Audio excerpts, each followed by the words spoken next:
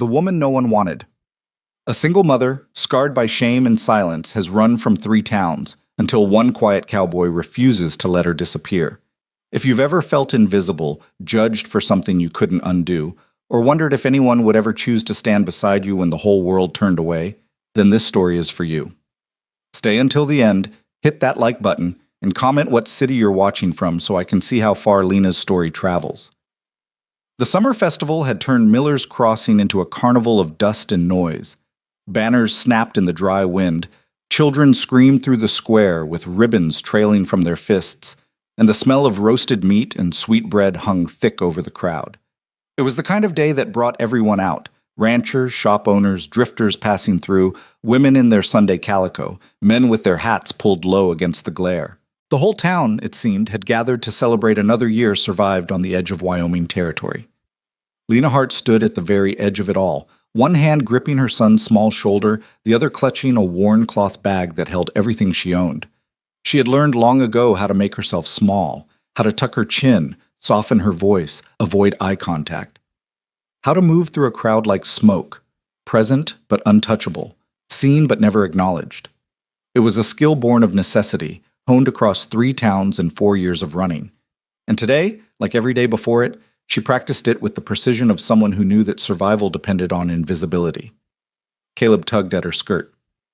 "Mama, can I see the horses?" His voice was bright, untouched by the weight she carried. He was 4 years old with wild brown curls and a gap-toothed smile that still believed the world was kind. Lena's heart clenched every time she looked at him, part love, part terror. He didn't understand yet what it meant to be her son, didn't know that his existence was both her greatest joy and the reason doors closed before she could knock. "Not yet, sweet boy," she whispered, steering him away from the main square toward the quieter edge of the festival grounds. "Let's walk a little first." The truth was, she didn't belong here. Not at this festival, not in this town. She had arrived in Miller's Crossing 6 weeks ago with nothing but a false name and a desperate hope that this place might be different. She had found work washing linens at the boarding house, kept her head down, and tried to build something that resembled a life. But she knew better than to believe it would last. It never did. The whispers had already started. She heard them in the pauses between conversations, saw them in the way women's eyes slid past her in the mercantile. No husband, a child, no family, no story that made sense. In a town this small, silence was as damning as confession. Lena guided Caleb past a booth selling hand-carved toys, past a group of young men betting on arm wrestling matches, past the laughter and music that seemed to belong to everyone but her. She was searching for the safest route back to the boarding house when she felt it, the shift in the air, the sudden hush that moved through the crowd like a cold wind. She looked up and saw Margaret Fairweather standing in the center of the square, surrounded by a circle of women in fine dresses. Margaret was the wife of the town's wealthiest rancher, a woman whose approval could make or break a reputation. She was tall, silver-haired, and carried herself with the kind of authority that came from never having been told no. And she was looking directly at Lena. Lena's stomach dropped. She tightened her grip on Caleb's hand and tried to turn away, but it was too late. Margaret's voice cut through the noise of the festival, sharp and clear. "You there, girl with the child?" The crowd shifted, opening a path between them. Faces turned, conversation stopped. Lena felt the weight of 100 eyes settle on her like stones. She considered running, her legs tensed, her breath quickened. But Caleb was looking up at her with confusion, and she wouldn't teach him that fear was the only answer.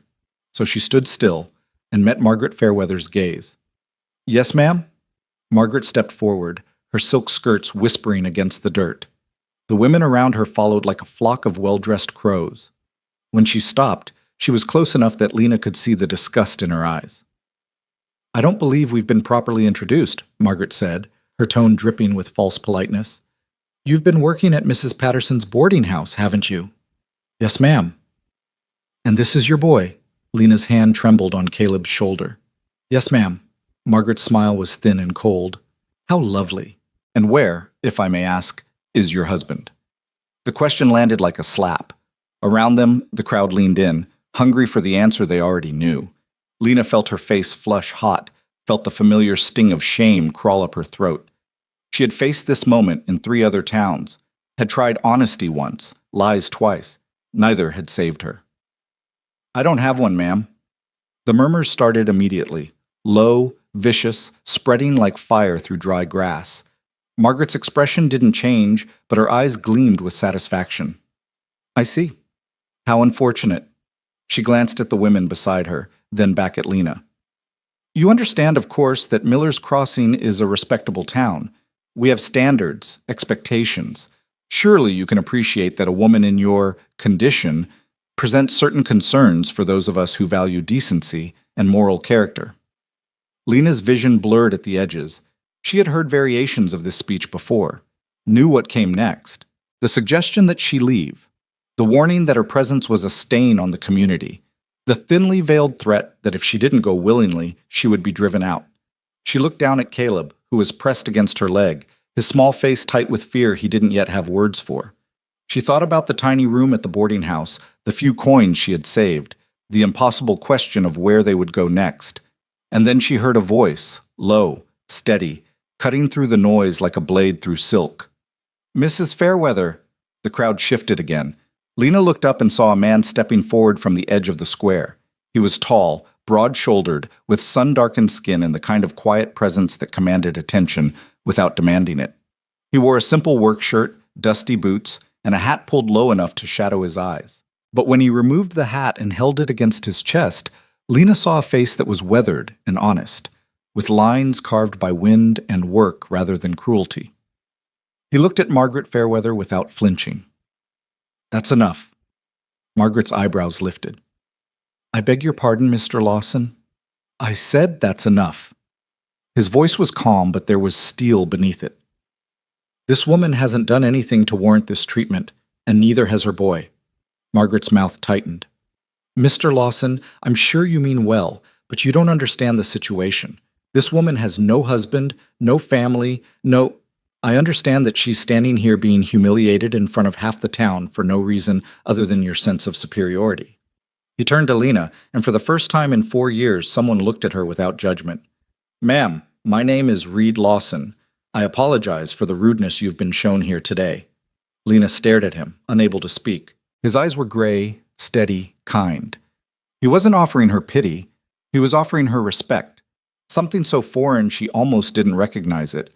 Margaret stepped between them, her face flushed with anger. Mr. Lawson, you are making a terrible mistake. This woman is a person, Reed said quietly. Same as you, same as me. He looked at Lena again. If you're ready to leave, I'd be happy to walk you out of here. It wasn't a rescue. It was a choice. He was offering her a way out, but he wasn't taking her arm or pulling her away. He was simply standing beside her, waiting to see what she would do. Lena's throat burned. She wanted to say something, thank you, or I'm sorry, or who are you? But the words wouldn't come. So she nodded, just once, and felt Reed Lawson step into place beside her. Together they walked through the crowd.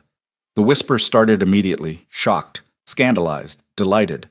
Lena kept her eyes forward, her hand tight on Caleb's, and tried not to think about what this would cost her. Reed didn't speak. He just walked, steady and sure, as if escorting a woman through a hostile crowd was the most natural thing in the world. When they reached the edge of the square, away from the thickest press of people, Reed stopped and turned to her. You all right? Lena nodded, though her hands were shaking. Why did you do that? Because it was the right thing to do. He glanced back at the crowd, then at her. You work at Patterson's boarding house? Yes. Then I'll see you around. He tipped his hat to her, then crouched down to Caleb's level. You take care of your mama, all right? Caleb, wide-eyed and silent, nodded. Reed stood, gave Lena one last long look, and walked away. Lena watched him go, her heart pounding so hard she thought it might crack her ribs. She didn't know who Reed Lawson was, didn't know why he had stepped forward when no one else would. But as she turned and carried her son back toward the boarding house, she felt something she hadn't felt in years. Hope. The next morning, Lana woke before dawn and went to work as usual. She scrubbed linens in the wash house behind the boarding house, her hands raw from lye soap, her back aching from bending over the tub.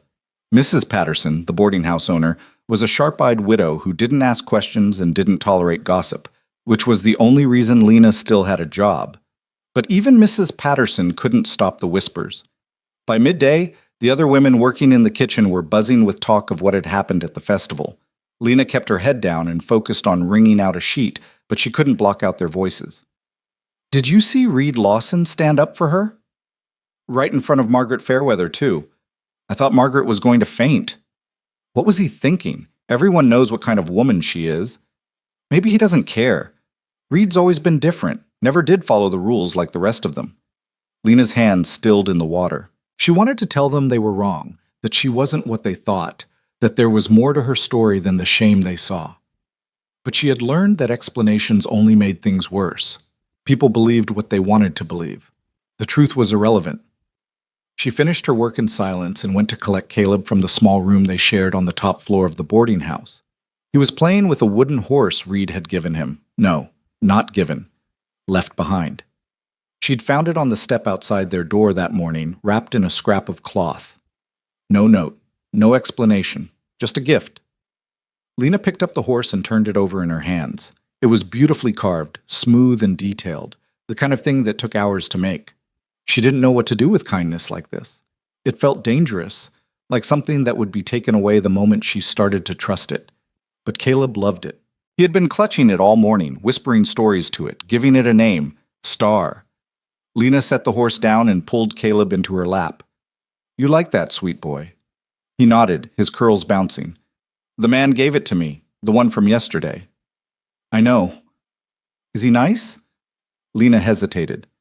I think so. Will he come back? I don't know. But she did know. Because that afternoon, when she took Caleb outside to sit in the shade behind the boarding house, Reed Lawson walked up the path carrying a basket of apples. Lena stood quickly, brushing dust from her skirt. Mr. Lawson? Ma'am. He set the basket down on the step. Thought you might be able to use these. Got more than I need from the orchard. It was a flimsy excuse, and they both knew it. But Lena nodded and accepted the gift because refusing would have been worse. Thank you. Reed glanced at Caleb, who was peeking out from behind Lena's skirt. How's Star doing? Caleb's face lit up. He's good. I'm teaching him to run fast. Reed smiled, a slow, genuine smile that creased the corners of his eyes. That's important. A good horse needs to know how to run. He stayed for a few minutes, talking to Caleb about horses and answering the boy's endless questions with the kind of patience Lena had rarely seen in a man. And when he left, he tipped his hat to her again, his eyes holding hers for just a moment longer than necessary. Take care, Miss Hart. She watched him walk away, the same way she had the day before. And again, she felt that dangerous flicker of hope. Reed came back the next day. And the day after that. He never stayed long. Never made excuses. He would bring something, a jar of honey, a bundle of firewood, a book he thought Caleb might like, and spend a few minutes talking before he left. He didn't ask Lena about her past, didn't press her for explanations. He just showed up, steady and quiet, like the sunrise. And slowly, carefully, Lena began to let him in. She learned that Reed owned a small ranch about 5 miles outside of town, that he raised horses and kept mostly to himself. He wasn't part of the social circles that ruled Miller's Crossing, wasn't interested in the politics or the gossip. He worked hard, lived simply, and didn't seem to care what people thought of him. Why are you doing this? Lena asked him one afternoon, when he had brought Caleb a rope to practice knot tying. Reed looked at her, his expression unreadable. Doing what? Spending time with us. Bringing us things. You know what people are saying? I don't care what people are saying. You should. It'll make trouble for you. Maybe? He shrugged. But I've had trouble before. I'll manage. Lena crossed her arms, frustrated by his calmness. You don't know anything about me. I know you're a good mother. I know you work hard. I know you've been hurt, and you're still standing. He met her eyes. That's enough for me. She wanted to argue, wanted to tell him he was wrong, that she wasn't worth the risk he was taking. But the words stuck in her throat, tangled with something she couldn't name. Instead, she said, Thank you. And Reed, because he was Reed, just nodded. 3 weeks after the festival, Lena allowed herself to believe that maybe, just maybe, she could stay. She had saved a little money. Caleb was happy. Reed had become a constant, quiet presence in their lives, teaching Caleb how to braid rope, and telling him stories about the horses on his ranch. For the first time in years, Lena felt something that resembled peace. And then Margaret Fairweather came to the boarding house. Mrs. Patterson knocked on Lena's door just after breakfast, her face tight with worry. "There's someone here to see you, in the parlor." Lena's stomach dropped. "Who?" "Mrs. Fairweather." Lena closed her eyes. She had known this was coming, had felt it building like a storm on the horizon. She kissed Caleb's forehead, told him to stay in the room, and went downstairs. Margaret was waiting in the parlor, seated in the best chair, her hands folded in her lap. She looked at Lena the way someone might look at a stain on an expensive rug. "Miss Hart, please sit." Lena remained standing. "What do you want?" Margaret's smile was thin. "I'll be direct. Your presence in this town has become a problem. You've been seen associating with Mr. Lawson, and people are talking. It's inappropriate, unseemly, and it reflects poorly on all of us. I haven't done anything wrong." "You exist," Margaret said coldly. "That's enough. A woman with no husband and an illegitimate child has no place in a respectable community. I'm here to offer you a solution." Lena's hands clenched into fists. "What kind of solution?" "Leave, quietly. I'll arrange transportation and provide you with enough money to start over somewhere else. Somewhere far from here." She paused. "It's generous, Miss Hart. More than you deserve." Lena's vision blurred with rage and despair. She had heard this before, had taken the money once in the first town, thinking it would buy her peace, but there was no peace in running. Only more shame, more fear. "No." Margaret's eyebrows lifted. "Excuse me?" "I said no. I'm not leaving." "Then you're a fool." Margaret stood, her skirts rustling. "You think Reed Lawson will protect you? He's already damaged his reputation by associating with you. If you stay, you'll ruin him, and when he realizes that, he'll leave you just like everyone else has." The words hit like a fist to the chest, because Lena knew they were true. She had seen it before. Good people who tried to help only to be dragged down by association. She couldn't do that to Reed, couldn't let him sacrifice everything for her. Margaret saw the doubt in her face and smiled. "I'll give you 3 days to reconsider. After that, I'll make sure you're no longer welcome here, one way or another." She swept out of the parlor, leaving Lena standing alone in the silence. Lena sank into the chair Margaret had vacated, her legs too weak to hold her. She thought about the money she had saved, the towns she had already fled, the look in Caleb's eyes when she told him they had to leave again. And she thought about Reed, about the way he looked at her like she mattered, about the way he made her son laugh, about the impossible, fragile hope that maybe this time could be different. But hope, she knew, was a luxury she couldn't afford. That night, Lena packed their belongings. She moved slowly, mechanically, folding the few clothes they owned and tucking them into her worn bag. Caleb watched from the bed, clutching Star the wooden horse, his eyes wide and frightened. "Are we leaving, Mama?" Lena couldn't look at him. "Yes, sweet boy. But I don't want to leave. I like it here. I like Mr. Reed." "I know, but we have to." "Why?" "Because I'm poison. Because everywhere I go, I ruin things. Because I love you too much to let you grow up watching me be destroyed." "Because it's time," she said instead. Caleb's face crumpled. "Can Mr. Reed come with us?" Lena's throat closed. She knelt in front of her son and pulled him into her arms, breathing in the scent of his hair, memorizing the weight of him against her chest. "No, baby. He can't." She held him until he fell asleep, tears soaking into her shoulder. Then she finished packing and sat by the window, watching the stars and waiting for dawn. She would leave before Reed came by, before she had to see the disappointment in his eyes, before she had to explain that she was exactly what Margaret Fairweather said she was, a woman who brought nothing but trouble. But when the sun rose, Reed was already there. He was standing outside the boarding house, his hat in his hands, his eyes locked on her window. And when Lena saw him, she knew. He wasn't going to let her disappear. Lena stood frozen at the window, her packed bag sitting heavy on the floor behind her, Caleb still sleeping in the bed. Reed hadn't moved. He stood in the early morning light like a man who had all the time in the world, patient and immovable as stone. When their eyes met through the glass, he didn't look away, didn't demand, just waited. She pressed her palm against the cool window pane, her breath fogging the glass. Every instinct screamed at her to grab Caleb and slip out the back way, to disappear before Reed could ask questions she couldn't answer. But something in his steady gaze held her in place. Not force, but something quieter. Something that felt dangerously like faith. Lena turned from the window and looked at her sleeping son, at the bag packed with their entire lives, at the door that led to another town, another set of lies, another inevitable unraveling. She had run 3 times before, had promised herself each time that the next place would be different. But the problem, she was beginning to understand, wasn't the towns. It was her. It was the shame she carried like a second skin, the belief that she deserved every cruel word, every closed door, every pitying look. Margaret Fairweather's voice echoed in her mind. "You'll ruin him." Maybe that was true. Probably was.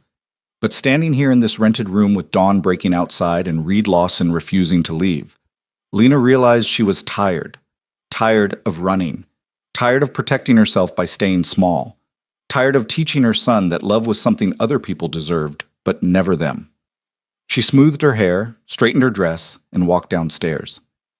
Reed was still there when she stepped outside, though he'd moved to sit on the porch step. He stood when he saw her, his hat turning slowly in his hands. "Morning," he said quietly. "You shouldn't be here." "Probably not." He glanced at the bag she'd left visible through the window. "You leaving?" Lena's jaw tightened. "I think it's best." "Best for who?" "For everyone. For you." She crossed her arms, defensive. "Margaret Fairweather came to see me yesterday. Told me I need to leave town. Said I was ruining your reputation." Reed's expression didn't change. "Margaret Fairweather doesn't speak for me." "Maybe not. But she speaks for this town. And she's right. People are talking.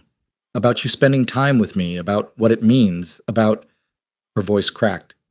"I won't do that to you. I won't let you sacrifice everything because you feel sorry for me." "Is that what you think this is?" Reed took a step closer, his voice still calm but carrying an edge now. "Pity? What else would it be?" "Respect. Interest. The beginning of something that could matter. If you'd stop running long enough to find out." He held her gaze. "I know you've been hurt. I know people have given you every reason not to trust this. But I'm not asking you to trust me yet. I'm just asking you to stay." "Give me a chance to prove I mean what I say." Lena shook her head, her throat burning. "You don't understand. You don't know what people will do, what they'll say. It won't just be talk. It'll be your business, your livelihood, your place in this community. And for what? For me? I'm not worth that." Reed was quiet for a long moment. Then he said, "What if I think you are?" The words hit her like a physical blow. She had spent 4 years believing the opposite, had internalized every harsh judgment, every whispered condemnation, until she'd become exactly what they said she was. Worthless, shameful, undeserving of anything good. But Reed looked at her like none of that was true. "I don't know how to do this," she whispered. "Do what?" "Stay. Believe someone actually wants me to." Reed's expression softened. "Then let me show you. One day at a time. No promises you can't keep, no expectations you can't meet. Just stay, see what happens." Behind her, through the open door, Lena heard Caleb stirring, heard the soft thump of small feet hitting the floor. In a moment, her son would come looking for her, would see the packed bag, would understand that once again they were leaving behind something good because his mother was too afraid to fight for it. She thought about the wooden horse Reed had carved, about the way Caleb's face lit up when Reed came by, about the feeling of walking through that hostile crowd with someone who refused to let her face it alone. 3 days, she said finally. Margaret gave me 3 days to leave. After that, she said she'd make sure I wasn't welcome here anymore. Reed's jaw tightened. Then we have 3 days to change your mind. You can't change Margaret Fairweather's mind. Nobody can. Maybe not. But I can make it clear that you're not alone. That if she wants you gone, she'll have to go through me first. He settled his hat back on his head. I'm going to the town meeting tonight. You should come with me. Lena's eyes widened. The town meeting? Reed, that's where everyone will be. All the people who've been talking, all the ones who think I should leave. You can't be serious. I'm completely serious. If we're going to do this, we do it in the open. No hiding, no shame. You walk in there beside me and you show them you have every right to be part of this community. They'll destroy you. They'll try. Reed's smile was slight but genuine. But I'm harder to destroy than I look. Lena wanted to argue, wanted to tell him this was insane, that he was risking everything for a woman who would only bring him down. But Caleb appeared in the doorway then, rubbing his eyes. Star, the horse, clutched against his chest. Mr. Reed! The boy's face broke into a sleepy grin. Are you staying for breakfast? Reed glanced at Lena, asking permission. She hesitated, then nodded. If your mama will have me, Reed said. They ate together in the boarding house kitchen, simple fare, biscuits, and eggs that Mrs. Patterson allowed Lena to prepare. Caleb chattered endlessly about the horse, about a bird he'd seen yesterday, about a story he wanted Reed to tell him. And Reed listened with the kind of attention most adults never gave children, asking questions, laughing at Caleb's observations, treating the boy like his words mattered. Lena watched them and felt her carefully constructed walls begin to crack. After breakfast, Reed left to tend his ranch, but not before extracting a promise from Lena that she'd meet him at the town hall that evening. She agreed, though the thought made her stomach twist with dread. The rest of the day passed in a blur of anxious preparation. Lena unpacked their bags, though she couldn't quite bring herself to put everything away. Some part of her still convinced this would end in flight. She washed and mended her best dress, the one she'd been married in once, before everything fell apart. It was plain, faded from too many washings, but it was respectable. If she was going to face the town's judgment, she would do it with her head high. Caleb sensed her nervousness and grew clingy, following her from room to room, asking questions she couldn't quite answer. Why are you sad, Mama? Where are we going? Will Mr. Reed be there? Yes, she told him. Mr. Reed would be there. By the time evening came, Lena's hands were shaking so badly she could barely button her dress. Mrs. Patterson appeared in her doorway, her weathered face creased with concern. You don't have to do this, the older woman said. You could stay here tonight. Keep your head down until this blows over. It won't blow over, not unless I face it. Mrs. Patterson studied her for a long moment, then nodded slowly. You're braver than you think, girl. Remember that when they start talking. Lena didn't feel brave. She felt terrified, but she took Caleb's hand and walked down the stairs anyway. Reed was waiting outside, dressed in clean work clothes, his hair still damp from washing. He looked at Lena, really looked at her, and something flickered in his eyes that might have been pride. You look beautiful, he said quietly. Lena flushed. I look plain. You look brave. That's better than beautiful. He offered his arm. Ready? No, she thought, but she nodded anyway. They walked through town as the sun dipped toward the horizon, painting the dusty streets in shades of gold and orange. People stared. Conversation stopped mid-sentence. Women clutched their husbands' arms and whispered behind their hands. Men's expressions ranged from confusion to disapproval to something that looked like anger.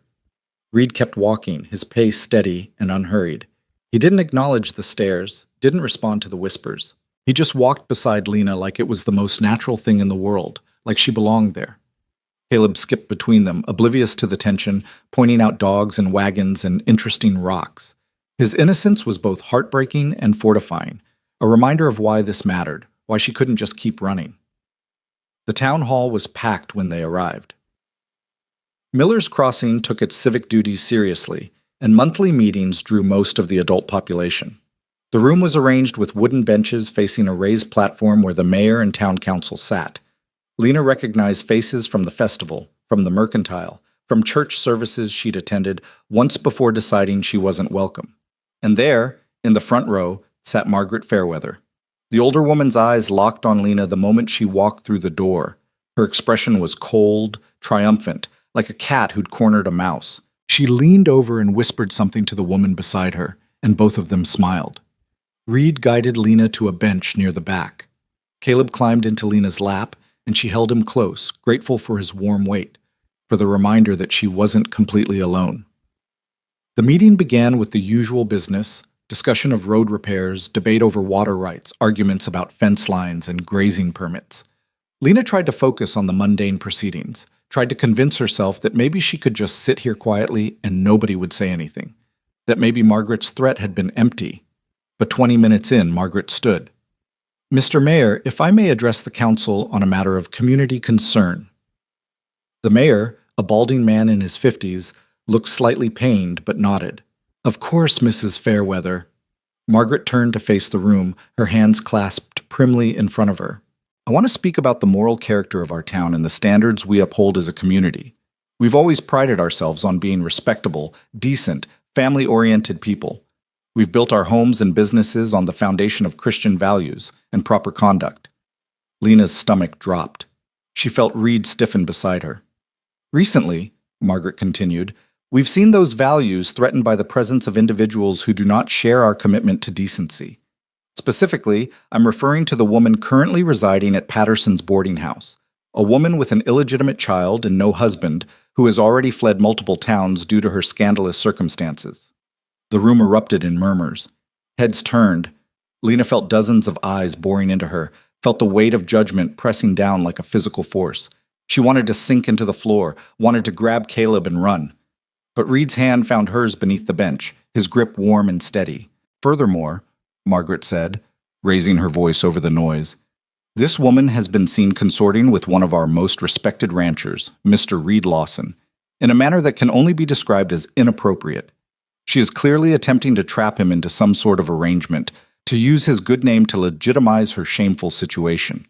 As a community, we cannot allow this. We must protect our own. The mayor cleared his throat.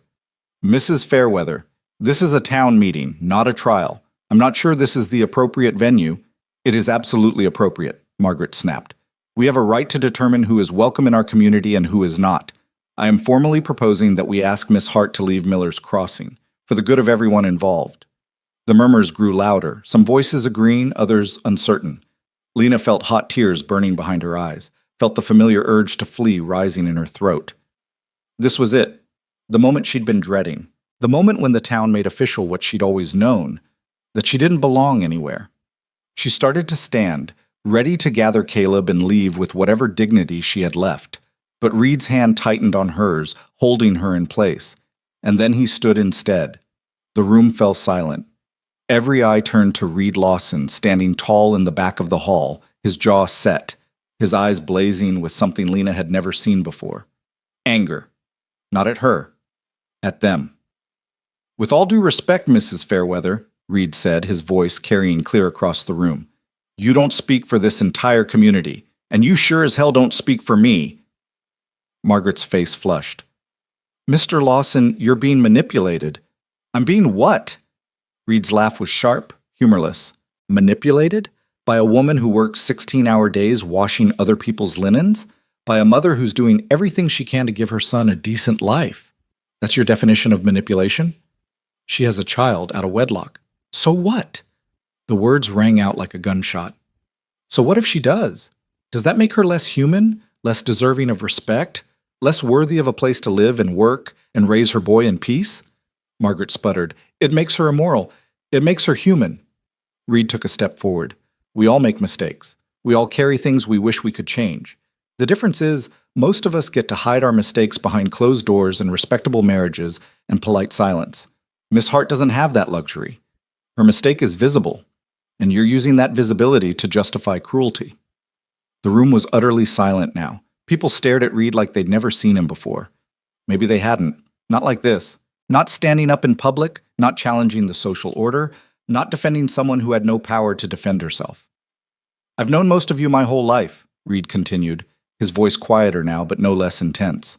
And I've seen how quick we are to judge, how eager we are to draw lines between us and them, how comfortable we are with cruelty as long as we can call it righteousness. He looked around the room, meeting eyes, holding gazes. But I won't be part of that anymore. Miss Hart hasn't done anything to any of you. She's not asking for charity or special treatment. She just wants to work and raise her son in peace. And if that's too much for this town to allow, then maybe the problem isn't with her. Margaret drew herself up, her face tight with fury. Are you suggesting that we lower our standards? That we accept anyone regardless of their moral failings? I'm suggesting we practice the mercy we claim to believe in. Reed's eyes found Lena's across the room, and something in his expression made her chest ache. I'm suggesting we give people a chance to prove who they are, instead of defining them by their worst moments. And I'm suggesting that if we can't do that, Then we're not as decent as we think we are. He paused, then added quietly, Miss Hart is staying. If anyone has a problem with that, they can take it up with me. The silence that followed was deafening. Lena sat frozen, barely breathing, Caleb's weight heavy in her lap. She couldn't believe what she'd just heard, couldn't process that someone, that Reed, had just put his entire reputation on the line for her, in front of everyone. The mayor cleared his throat uncomfortably. Well, I think we can all agree this has gotten rather heated. Perhaps we should table this discussion and— There's nothing to discuss, Reed said flatly. Miss Hart is a resident of this town. She has as much right to be here as anyone. No vote is going to change that. Margaret's mouth opened and closed, her face mottled with rage. But before she could respond, another voice spoke up from the middle of the room. Reed's right. Lena turned and saw Thomas Garrett, the blacksmith, standing. He was a big man with scarred hands and a reputation for bluntness. I'm not saying I approve of the situation, but the woman hasn't caused any trouble. She works hard, keeps to herself. Seems like we're making a problem where there isn't one. A few other voices murmured agreement. Not many, but enough to show that Margaret didn't have complete control. This is outrageous, Margaret hissed. You're all willing to overlook her sins because Reed Lawson asks you to? What kind of community? The kind that minds its own business, Mrs. Patterson's voice cut through the noise. The boarding house owner stood in the doorway, her arms crossed. That girl has worked for me for 6 weeks. Never missed a day, never complained, never caused a moment of trouble. She's a better employee than half the lazy gossips in this room. She shot Margaret a pointed look. Maybe if some people spent less time worrying about other folks' morals and more time examining their own, we'd all be better off. A shocked laugh rippled through the crowd. Margaret looked like she'd been slapped. The mayor stood quickly, sensing the meeting was spiraling out of control. I think we've heard enough perspectives for tonight. Unless there are any actual town business matters to discuss, I suggest we adjourn. No one spoke. The mayor banged his gavel, and people began to file out, their voices rising in urgent conversation the moment they reached the door. Some cast sympathetic glances at Lena. More shot her looks of disgust or disapproval, but they left, and Lena was still there. Reed waited until most of the crowd had cleared before turning to her. You all right? Lena couldn't speak, couldn't form words around the tangle of emotions in her chest. Gratitude, terror, disbelief, something that felt dangerously like love. So she just nodded, tears streaming silently down her face. Reed helped her stand, then crouched in front of Caleb. You did real good tonight, buddy. Sat real quiet. Caleb yawned. Are we going home now? Home. The word pierced Lena's heart, because Caleb still believed they had one. Yeah, Reed said softly, glancing up at Lena. Let's get you home. They walked back through the dark streets, Caleb dozing against Reed's shoulder, Lena too overwhelmed to speak. When they reached the boarding house, Reed set Caleb gently on his feet. I meant what I said in there, he told Lena. Every word. I know, her voice was barely a whisper. But Reed, you don't understand what you've done. Margaret won't forgive this. She'll come after you now. Your business, your reputation, let her try. His hand cupped her cheek, his thumb brushing away the tears still falling. I've spent too much of my life playing it safe, keeping my head down, not making waves. And for what? So people like Margaret Fairweather can decide who deserves dignity and who doesn't. He shook his head. I'm done with that. I'd rather stand for something that matters. Even if it costs you everything? Even then. His eyes searched hers. You're not alone anymore, Lena. Not unless you choose to be. Lena's breath caught. No one had called her by her first name, her real name, in months. She'd been Miss Hart, or that woman, or nothing at all. But Reed said her name like it meant something, like she meant something. I don't know how to trust this, she whispered. Then don't. Not yet. Reed stepped back, giving her space. Just don't run. Give me time to prove I'm not going anywhere. That's all I'm asking. Lena looked down at Caleb, who was watching them both with sleepy, confused eyes. She thought about the packed bag still sitting in her room, about the 3 towns she'd already fled, about the cycle of shame and fear that had defined her life for 4 years. And she thought about Reed standing in that town hall, risking everything for her. Not because he pitied her, not because he wanted to save her, but because he believed she deserved better than what she'd been given. Okay, she said finally. I'll stay. Reed's smile was like sunrise. Okay.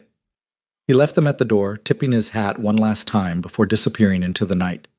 Lena carried Caleb upstairs, tucked him into bed, and then sat by the window for a long time, watching the stars and trying to understand what had just happened. For the first time in 4 years, someone had fought for her. Not quietly, not behind closed doors, but publicly. Loudly. Without shame. And for the first time in 4 years, Lena allowed herself to believe that maybe she deserved it. The morning after the town meeting, Lena woke to find a basket on the boarding house steps. Inside were fresh eggs, a loaf of bread still warm from the oven, and a jar of preserves. No note, but she recognized the handwriting on the cloth covering the bread, Mrs. Patterson's angular script that simply read, "For your breakfast." It was a small gesture, but it meant everything. Someone besides Reed was willing to acknowledge her existence without contempt. Lena carried the basket inside and made breakfast for Caleb, her hands still trembling slightly from the previous night's events. She kept replaying Reed's words in her mind, the way his voice had rung out through that packed hall, the looks on people's faces when he'd refused to back down. Part of her still couldn't believe it had happened. Part of her was waiting for him to realize his mistake and disappear. But when she took Caleb outside after breakfast, Reed was already there, leaning against the porch rail like he'd been waiting for hours. "Morning?" he said, his eyes crinkling at the corners. "You're here early. Wanted to make sure you hadn't changed your mind about staying." His tone was light, but there was genuine concern beneath it. "I haven't changed my mind." Lena glanced around, noting the few people passing on the street who openly stared. "But I think you should know, people are talking." "People are always talking." Reed crouched down as Caleb ran over. "Hey there, buddy. You sleep all right?" Caleb nodded enthusiastically. "Mama said we're not leaving anymore." "That's right. You're staying put." Reed pulled something from his pocket, a small carved bird this time. "I made this for you. Thought you might like it." Caleb's face lit up as he examined the delicate wooden sparrow. "It's perfect. Can you teach me how to make things like this?" "Sure can. Maybe this afternoon, if your mama says it's all right." Caleb turned pleading eyes on Lena. "Can I, Mama? Please?" Lena hesitated. Letting Reed deeper into their lives felt dangerous, like opening a door she might not be able to close. But Caleb was looking at her with such hope, and Reed was waiting with that patient expression he wore so well, and she was tired of saying no to every good thing that came their way. "All right, but you mind your manners." "I will!" Caleb clutched his new bird and ran off to show Mrs. Patterson. Reed stood, brushing dust from his knees. "I was thinking, if you're not working today, maybe you and Caleb could come out to the ranch, see the horses, get some air away from town." "Reed, I don't think that's a good idea. After last night, everyone knows where I stand. Hiding won't change anything." His voice softened. "Besides, Caleb would love it, and you could use a break from all the staring." He was right about that. The weight of constant scrutiny was exhausting. Every trip to the mercantile or walk through town and exercise in endurance. The thought of open space, of breathing without feeling watched, it was almost irresistible. "Just for the afternoon," she said finally. Reed's smile was worth the risk. They borrowed Mrs. Patterson's wagon and drove out of town as the sun climbed higher, burning off the morning cool. The road wound through scrub brush and rocky outcroppings, following a creek that ran low this time of year. Caleb chattered constantly, pointing out birds and asking endless questions about everything they passed. Reed answered each one with the same careful attention he always gave the boy, never dismissive, never impatient. Lena sat between them on the wagon seat and tried to remember the last time she'd felt this close to peaceful. It had been years, before Caleb was born, before everything fell apart, back when she'd still believed her life could be ordinary and good. She'd learned not to trust peace since then, had learned that contentment was usually just the quiet before the next disaster. But sitting here in the warm sun with her son laughing and Reed's steady presence beside her, she let herself pretend, just for a moment, that this could last. Reed's ranch appeared around a bend in the road, a modest spread with a sturdy house, a barn that had seen better days, and several corrals where horses grazed in the shade. It wasn't grand, but it was clearly loved. The fences were mended, the barn doors hung straight, the house had fresh paint on the shutters. "It's not much," Reed said, suddenly seeming self-conscious. "But it's home." "It's beautiful," Lena said, and meant it. Caleb was already scrambling down from the wagon, running toward the nearest corral where a bay mare watched with calm curiosity. Reed caught up with him quickly, lifting the boy so he could see over the fence rails. "This is Sable," Reed said. "She's gentle as a lamb. You want to pet her?" Caleb nodded vigorously, and Reed guided his small hand to the mare's soft nose. The horse snuffled at the boy's palm, and Caleb dissolved into delighted giggles. Lena watched from a distance, her chest tight with something she couldn't name. This was the life she'd dreamed of once, a home, a partner who was good to her child, simple moments of joy unmarred by shame or fear. But dreams like that weren't for women like her. Were they? Reed glanced back at her as if sensing her thoughts. "Come meet her. She's friendly." Lena approached slowly, unused to being around animals this large. Reed took her hand, the touch still sent warmth through her, and guided it to Sable's neck. The mare's coat was warm and silky beneath her fingers. "See? Nothing to be afraid of." "I'm not afraid of the horse," Lena said quietly. Reed studied her face. "What are you afraid of then?" Everything, she wanted to say, that this kindness would evaporate, that she'd wake up and find it was all some cruel dream, that she'd ruined this good thing like she'd ruined everything else. But Caleb was watching them with bright, happy eyes, and she couldn't voice those fears in front of him. "Nothing," she lied. "Nothing at all." Reed didn't look convinced, but he let it drop. He spent the next hour showing Caleb around the ranch, pointing out the different horses, explaining what each one was trained for, letting the boy help measure out feed. Lena followed at a distance, content to watch this glimpse of a life she'd never thought she could have. When Caleb finally wore himself out, Reed suggested they eat the lunch he'd packed. They sat in the shade of a cottonwood near the creek, spreading food on a blanket: bread, cheese, cold chicken, apples from the same basket he'd brought weeks ago. Caleb ate ravenously, then curled up on the blanket and fell asleep almost immediately, exhausted by excitement and fresh air. Lena sat with her back against the tree trunk, watching the water drift past. Reed settled beside her, close enough that she could feel the warmth of him, but not touching. The silence between them was comfortable, unmarred by the need to fill it with words. "Can I ask you something?" Reed said finally. Lena's shoulders tensed. "You can ask. I might not answer." "That's fair." He picked up a smooth stone and turned it over in his fingers. "What happened? With Caleb's father, I mean. You don't have to tell me if you don't want to, but I'd like to understand." Lena was quiet for a long time. She'd told this story exactly once, to the first town she'd fled to, and the telling had only made things worse. People didn't want truth. They wanted scandal or tragedy, something that fit their expectations. But Reed wasn't people. He'd already proven that.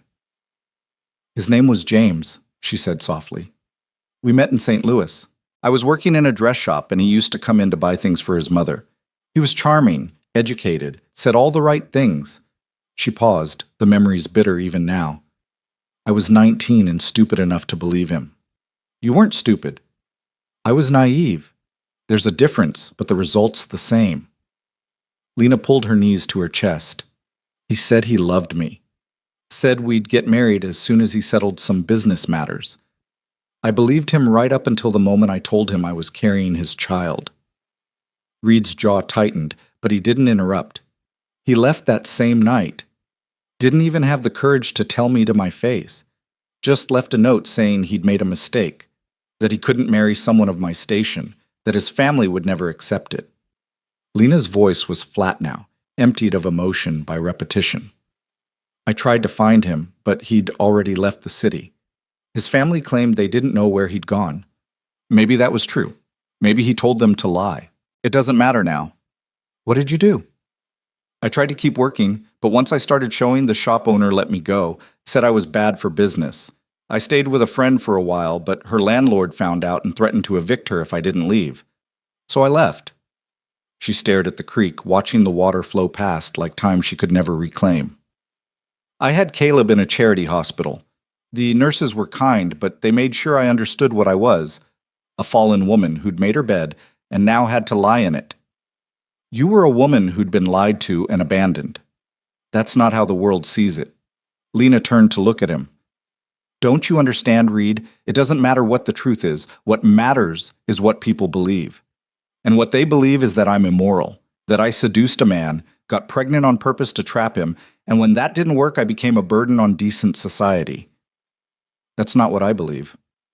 You're one person. Margaret Fairweather speaks for dozens more. Lena's voice cracked.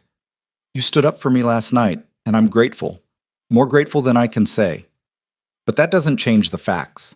I have a son and no husband. Every day I stay here, I make your life harder. Every time you're seen with me, you lose respect. Eventually, it'll cost you business. Customers who don't want to work with the man who courted a fallen woman. Neighbors who stop speaking to you. It won't happen all at once, but it'll happen. Reed was quiet for a moment, his gaze on the sleeping child between them. You know what I see when I look at you? Someone to pity? Someone who's survived things that would have broken most people. Someone who works hard, loves her son, and keeps going even when the whole world tells her she's not worth the effort. He turned to face her fully. I see someone brave, someone real, someone I want to know better. Lena shook her head, tears burning her eyes. You don't know what you're saying. I know exactly what I'm saying. I'm saying I don't give a damn what Margaret Fairweather thinks. I don't give a damn what this town thinks. I care about what's true and what's right. His hand found hers, calloused fingers threading through her smaller ones. And the truth is, I haven't been able to stop thinking about you since the day I saw you at that festival. Not because I pity you, because I admire you. Because when I talk to you, I feel like I'm talking to someone who understands what it means to fight for something that matters. Reed, I'm not asking you to marry me tomorrow, he continued, his thumb tracing circles on the back of her hand. I'm not asking you to trust me completely or believe that everything will be perfect. I'm just asking you to give us a real chance. Let me court you properly. Let me show you what it looks like when a man keeps his word. Lena wanted to say yes. Wanted it so badly it frightened her. But fear was a habit 4 years in the making, and habits were hard to break. What if it doesn't work? What if I disappoint you? Then we'll deal with it together. Reed's voice was steady, certain. But I think you're stronger than you believe, and I think you deserve a chance to find out. Caleb stirred in his sleep, murmuring something about horses. They both looked down at him, this small person who'd already endured more upheaval than any child should have to bear. Lena thought about the wooden toys Reed had carved, about the patience he showed, about the way Caleb's whole face changed when Reed arrived. He loves you already, she whispered. I love him too, and I'm starting to love his mother, if she'll let me. The words hung in the air between them, terrifying and wonderful. Lena's heart hammered against her ribs. She'd been loved before, or thought she had, and it had destroyed her. But Reed wasn't James. He'd already proven that in 100 small ways and one very large one in front of the entire town. I'm scared, she admitted. So am I. Reed smiled slightly. But I'd rather be scared and try than safe and always wonder what might have been. Lena looked at him, really looked at him. This man who'd walked into her life like an answer to a prayer she'd been too ashamed to speak aloud. He wasn't perfect. His ranch was modest, his life was simple, and his decision to stand with her would cost him. But he was good. Genuinely, deeply good in a way she'd stopped believing men could be. All right, she said softly. Court me then. But Reed, if this goes badly, if people make your life impossible because of me, I need you to promise you'll tell me. I won't let you sacrifice everything for someone like me. Someone like you, Reed repeated, his voice firm, is exactly who I want. Stop selling yourself short, Lena. You're worth the fight. She wanted to believe him, wanted it desperately. So she squeezed his hand and let herself imagine, just for a moment, that he might be right. They stayed by the creek until late afternoon, talking in low voices while Caleb slept between them. Reed told her about his parents, both gone now, about learning to work horses from his father and cook from his mother, about the lonely years after they died, running the ranch by himself, watching other men marry and start families while he stayed solitary, waiting for something he couldn't name. Maybe I was waiting for you, he said, only half joking. Lena told him about her childhood in St. Louis, about her mother who died when she was young, about her father who'd been kind but distant, about dreams of becoming a teacher, plans that dissolved when James came along with his pretty words and empty promises. I was going to change the world, she said with bitter amusement. Teach children, make a difference. Look at me now. You're making a difference. You're raising a good boy who'll grow up knowing his mother fought for him, that she didn't give up no matter how hard things got. That's not nothing. It feels like nothing sometimes. It's not. Reed's voice was certain. Trust me on that. When Caleb woke, they drove back to town in the golden light of early evening. The ride back felt different from the ride out. Heavier with possibility, weighted with the understanding that something between them had shifted. They weren't just two people being kind to each other anymore. They were courting. Reed had said the words, and Lena had agreed, and now there was no going back. The town was quiet when they arrived, most people inside for supper. Reed walked Lena and Caleb to the boarding house door, Caleb chattering sleepily about all the horses he'd met. "Thank you for today," Lena said. It was perfect. It was just the beginning. Reed's hand lingered on hers for a moment. "I'll see you tomorrow?" "Yes." He smiled, tipped his hat, and walked away. Lena watched him go, her heart full of hope and terror in equal measure. Inside, Mrs. Patterson was waiting in the parlor. Her expression was grave. "You've had visitors," the older woman said without preamble. Lena's stomach dropped. "What kind of visitors?" "Margaret Fairweather and two of her friends. They came by this afternoon, said they needed to speak with you urgently." Mrs. Patterson's mouth tightened. "I told them you were out, and I didn't know when you'd be back." "They weren't pleased." "Did they say what they wanted?" "They didn't have to. It was clear enough." Mrs. Patterson stood, her expression softening slightly. "They're going to make trouble, girl. More than they already have. You need to be ready for that." Lena nodded, though her hands were shaking. She'd known this was coming, had known from the moment Reed spoke up at the town meeting that Margaret wouldn't let it rest. Women like Margaret Fairweather didn't forgive public humiliation. That night, Lena lay awake long after Caleb fell asleep, staring at the ceiling and trying to prepare herself for whatever came next. She thought about packing their bags again, about running before things got worse. But then she remembered Reed's hand in hers, his steady voice saying she was worth the fight, and she forced herself to stay still. She'd spent 4 years running. Maybe it was time to stand. The next morning, she found out what Margaret's visit had been about. The notice was posted on the door of the mercantile, written in Margaret's elegant script on expensive paper. It was an invitation to a special town gathering to be held the following Sunday, a gathering to discuss community standards and the protection of moral values. The language was careful, never mentioning Lena by name, but everyone would know what it meant. Lena stood in front of the notice reading it 3 times, her heart sinking with each word. This wasn't just gossip anymore. This was organized opposition. Margaret was rallying the town to officially drive her out. Don't let it scare you. She turned to find Thomas Garrett, the blacksmith who'd spoken up at the last meeting. He was a big man with kind eyes and a no-nonsense manner. "Easy for you to say," Lena replied quietly. "No, it's not. I know what Margaret's capable of when she sets her mind to something."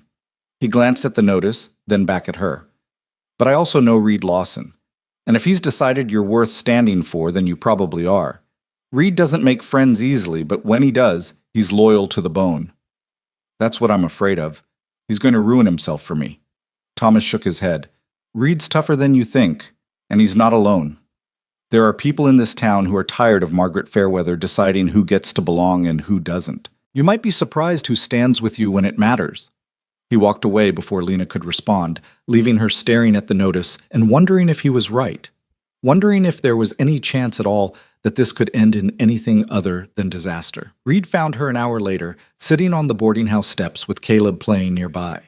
He'd already seen the notice. His face told her that much. "You all right?" he asked, sitting beside her. "I don't know." Lena's voice was barely audible. "Reed, this is getting out of hand. Margaret's not going to stop until she's driven me out or destroyed your reputation in the process. Maybe both. Let her try." "You keep saying that, but you don't understand." "I understand perfectly." Reed turned to face her, his expression intense. "I understand that Margaret Fairweather is a bully who uses her money and status to control people. I understand that she's scared of anything that challenges her authority. And I understand that if we back down now, we're telling her that cruelty wins. And if we don't back down, then we fight. Together. He took her hand, not caring who saw. "Lena, I meant what I said yesterday. I'm not going anywhere. Whatever happens at that gathering, we'll face it side by side. You're not alone in this anymore." Lena wanted to believe him, wanted to trust that love and loyalty could triumph over social pressure and organized opposition, but she'd been hurt too many times to believe in fairy tale endings. Still, when Reed squeezed her hand and smiled at her like she was something precious, she couldn't quite bring herself to let go. The week leading up to the gathering was tense. Lena felt the weight of the town's attention everywhere she went. Some people offered small kindnesses, a nod in passing, a brief smile, Mrs. Patterson's continued support.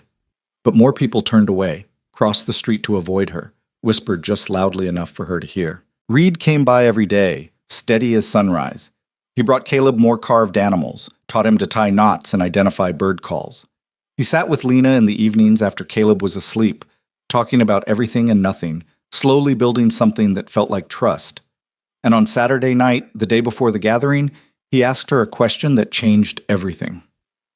"When this is over," he said quietly, "when we've gotten through whatever Margaret throws at us, will you marry me?" Lena stared at him, speechless. "Reed, we've only been courting for a week."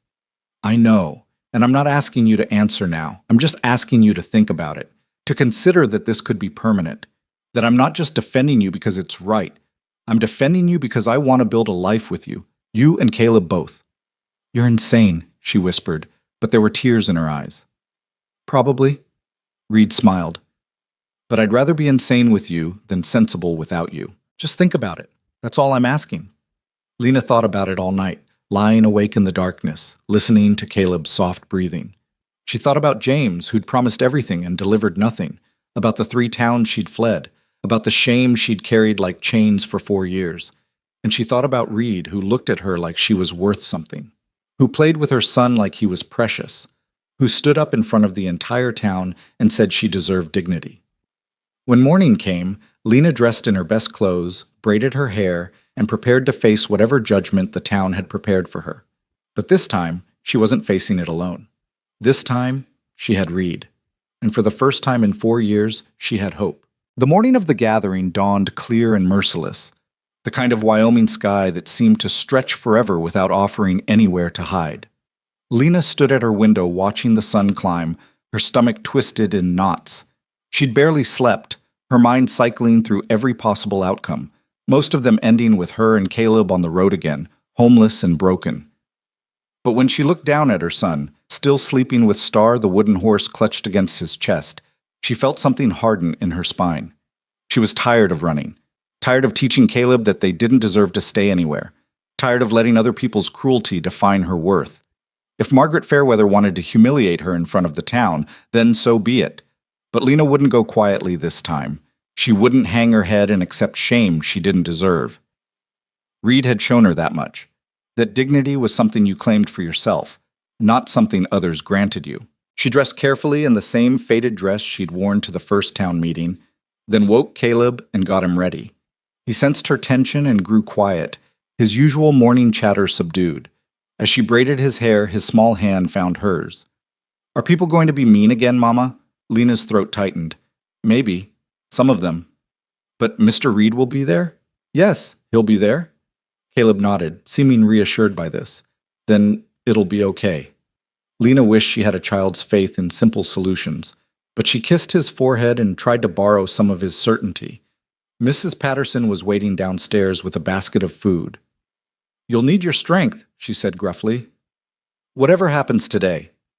"You don't have to stand with me," Lena said quietly. "This could hurt your business too." "Child, I'm 63 years old. I've been running this boarding house for 30 years, and I've seen every kind of human ugliness there is. I learned a long time ago that the only thing worth protecting is your own sense of right and wrong." She pressed the basket into Lena's hands. "You haven't done anything wrong. Don't let them convince you otherwise." The words were a gift Lena hadn't known she needed. She hugged the older woman quickly, surprising them both, then took Caleb's hand and walked out into the bright morning. Reed was already waiting on the street, dressed in his Sunday best, clean shirt, pressed trousers, a jacket that looked like it hadn't been worn in years. His hair was combed back, his boots polished, but it was his eyes that caught Lena's attention. Steady, certain, holding no trace of doubt. "You look beautiful," he said when she reached him. Lena glanced down at her worn dress. "I look plain." "You look brave. That's better." He offered his arm. "Ready?" "No, but I'm here anyway." "That's all that matters." They walked through town together, Caleb between them holding both their hands. It was earlier than the scheduled gathering time, but people were already moving toward the town hall. Lena felt their stares like physical weight, felt the whispers chase her down the street. But Reed's presence beside her was an anchor, solid and unmoving. When they reached the hall, it was already half full. Margaret Fairweather stood near the front, surrounded by her usual circle of well-dressed supporters. She saw Lena enter, and her expression sharpened with something that looked like satisfaction. This was what she'd wanted, Lena present, to witness her own condemnation. Reed guided Lena to a bench in the middle of the room, not hiding in the back but not seeking confrontation in the front either. Thomas Garrett was already there, and he nodded at them as they sat. A few other faces looked friendly or at least neutral.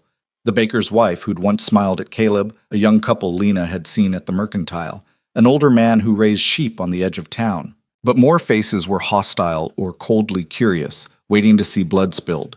The room filled quickly. By the time Mayor Harrison called the meeting to order, there wasn't an empty seat.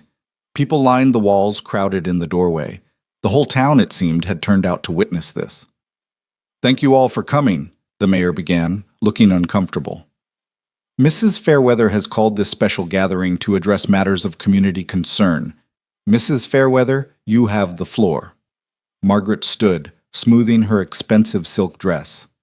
She looked every inch the town matriarch, elegant, composed, utterly certain of her authority. When she spoke, her voice carried clearly through the packed room. "My friends, we gather today because our community faces a moral crisis. For weeks now, we have tolerated a situation that threatens the very foundation of our values, the presence among us of a woman of questionable character who flaunts her shameful circumstances and corrupts good men with her wiles." Lena felt Reed tense beside her, but he didn't speak. Not yet. Margaret continued, warming to her subject. "This woman came to our town under false pretenses, hiding her true nature, seeking to embed herself in our community despite having no legitimate claim to respectability. She has a child born out of wedlock, no husband, no family willing to claim her. She has been driven from multiple towns before this one, leaving a trail of scandal in her wake." "That's not true," Lena said quietly, but her voice was lost in the murmur of the crowd. "Furthermore," Margaret's voice rose, "she has now set her sights on one of our most respected citizens, Mr. Reed Lawson, clearly hoping to trap him into marriage and legitimize her shameful situation. We have all witnessed Mr. Lawson's unfortunate attachment to this woman, an attachment that does him no credit and threatens his standing in this community." Reed stood slowly, his chair scraping against the floor. The room fell silent. "Are you finished, Mrs. Fairweather?" His voice was calm, but there was steel beneath it. Margaret's eyes flashed. "Mr. Lawson, please sit down. This doesn't concern you." "It concerns me directly, since you just spent 5 minutes talking about my personal affairs." Reed didn't sit. "You say Miss Hart is trying to trap me. I say she's done nothing of the kind. Every step we've taken toward courting has been my choice, my initiative. If anyone's doing the pursuing here, it's me." A shocked murmur rippled through the crowd. Margaret's face flushed. "You're being manipulated." "I'm a grown man who makes his own decisions." Reed's voice cut across hers. "I understand you don't approve. I understand you think Miss Hart isn't good enough for your precious standards. But here's what you need to understand. I don't care. I'm going to court her. I'm going to marry her if she'll have me. And there's nothing you or anyone else in this room can do to stop me." The silence that followed was absolute. Lena sat frozen, her heart pounding so hard she thought the whole room must hear it. Reed had just declared his intentions publicly, irrevocably. There was no taking it back now. Margaret recovered quickly, her voice turning sharp. "Then you're a fool, Mr. Lawson. And this town has no obligation to enable your foolishness. We have every right to protect our community's moral standards by refusing to do business with those who flaunt them." "Is that a threat?" "It's a statement of fact. If you insist on this inappropriate attachment, you'll find that many in this community will no longer wish to associate with you. Your business will suffer. Your standing will diminish. All because you've chosen to tie yourself to a woman of ill repute. Reed smiled, but there was no humor in it. Let me save you all some time. Anyone who wants to stop doing business with me because I'm courting Lena Hart, go ahead. Stop right now. I don't want your money if it comes with conditions about who I can love. Anyone who wants to stop speaking to me, stop inviting me to social gatherings, stop treating me like a human being, please, do it now. Make it clear where you stand. He looked around the room, meeting eyes, daring people to act on their prejudices. Some people shifted uncomfortably, others stared back defiantly. But understand this, Reed continued, his voice dropping lower, more intense. If you take that road, you're not just rejecting me. You're saying that a woman's worth is determined by her worst moment. You're saying that one mistake, or even just one piece of bad luck, defines a person forever. You're saying there's no such thing as second chances, no possibility of redemption, no mercy for anyone who doesn't fit your narrow definition of acceptable. He paused, letting the words sink in. Is that really the kind of community you want to be? An uncomfortable silence followed. Then a voice spoke from the back of the room. I don't think it is. Everyone turned. It was Sarah Mitchell, the baker's wife, a woman in her 40s with flour-dusted hands and a reputation for kindness. She stood slowly, her face flushed but determined. I've been listening to all this talk about moral standards and community values, and I keep thinking about my own sister. She was 16 when a man twice her age got her with child and then abandoned her. My parents threw her out. The whole town condemned her. She died in poverty 3 years later because nobody would help a fallen woman. Sarah's voice shook. I've regretted my silence about that for 20 years. I won't be silent now. Margaret's face hardened. Mrs. Mitchell, your sister's tragic situation is hardly comparable. It's exactly comparable. She was judged. She was condemned. She was driven out. And she died because people like you decided she didn't deserve compassion. Sarah looked at Lena directly. I don't know your whole story, Miss Hart, but I know you work hard.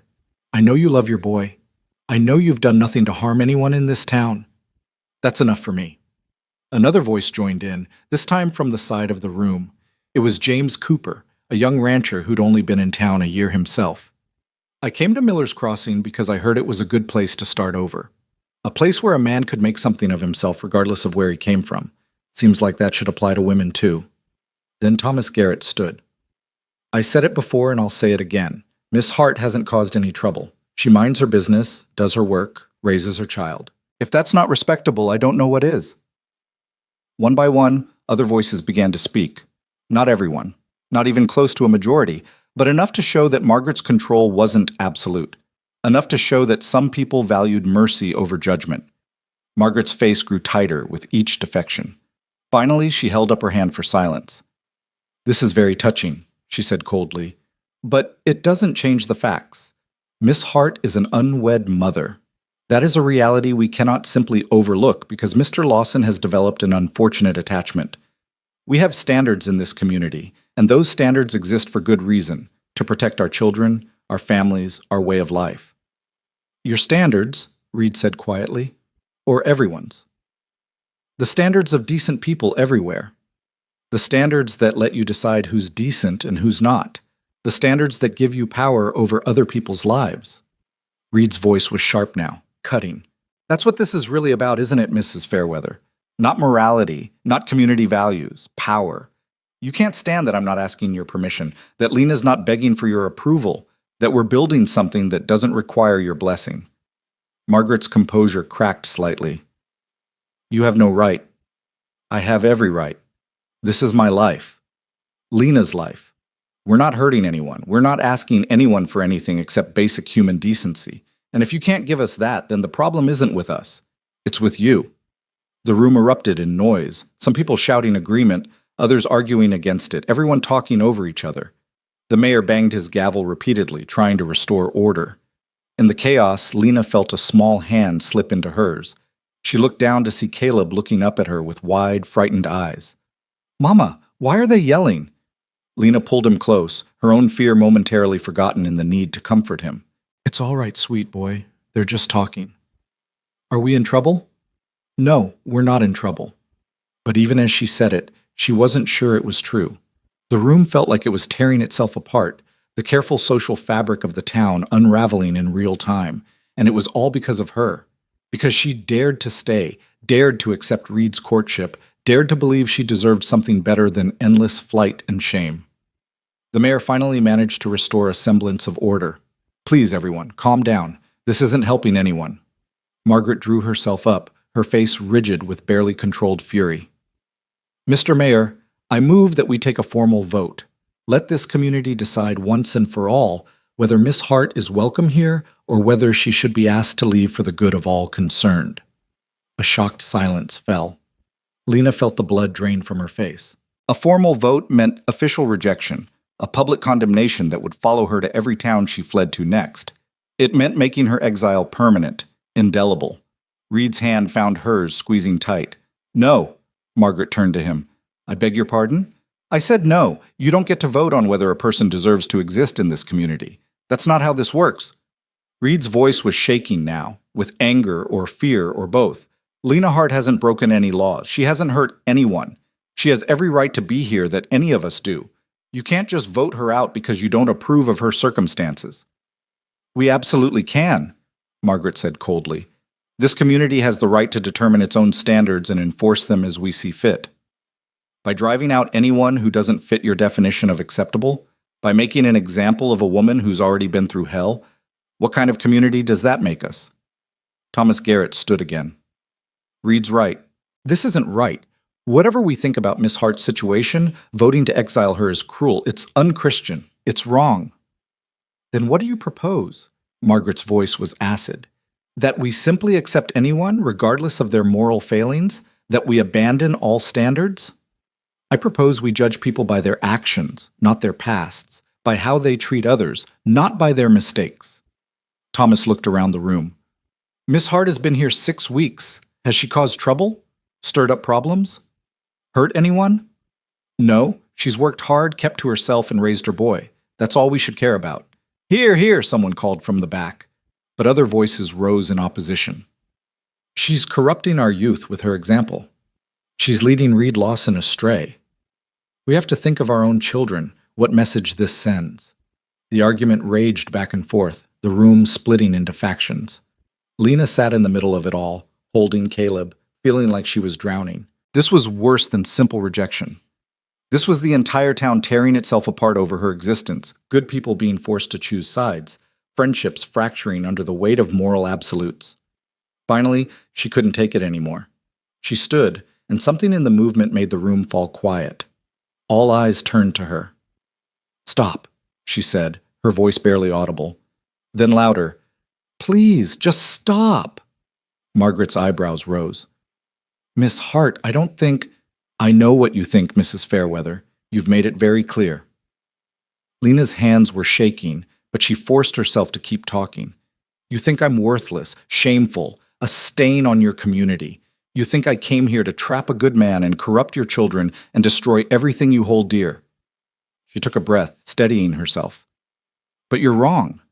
I came here because I was desperate, because I had nowhere else to go, because I wanted to give my son a chance at a normal life, even if I couldn't have one myself.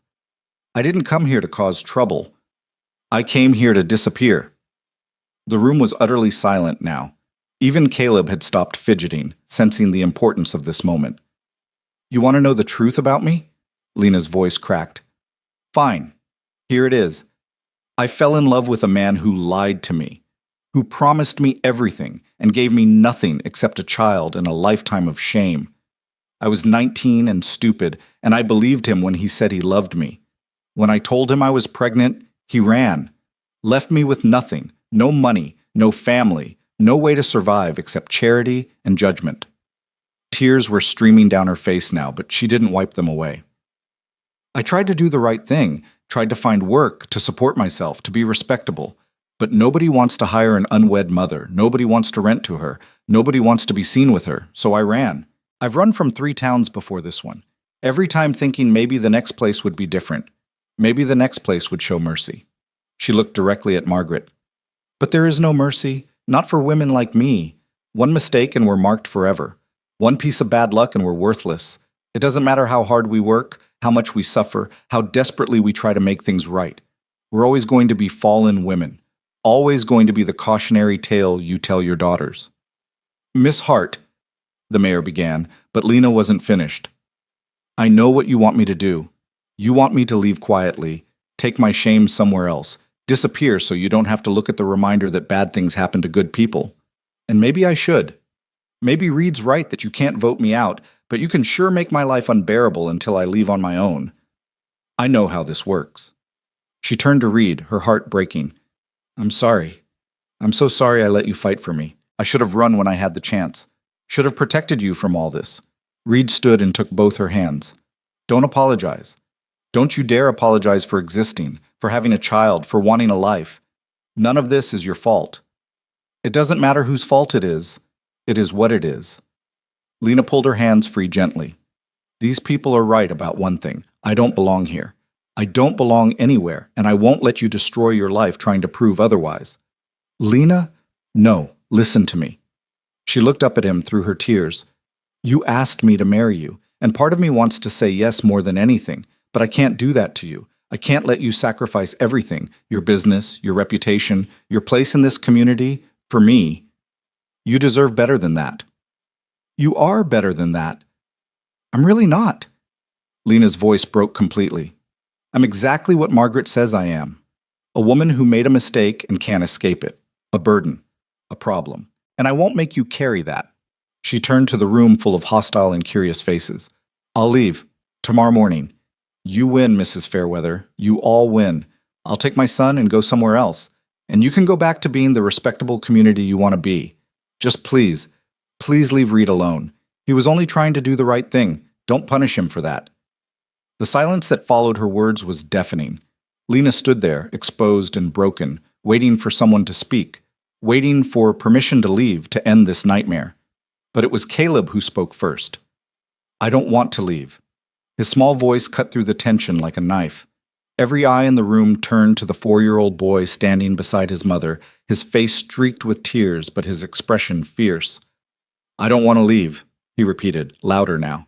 I like it here. I like Mr. Reed and Mrs. Patterson and the horses and my room and everything. Why do we have to go? Lena knelt beside him, her own tears falling freely.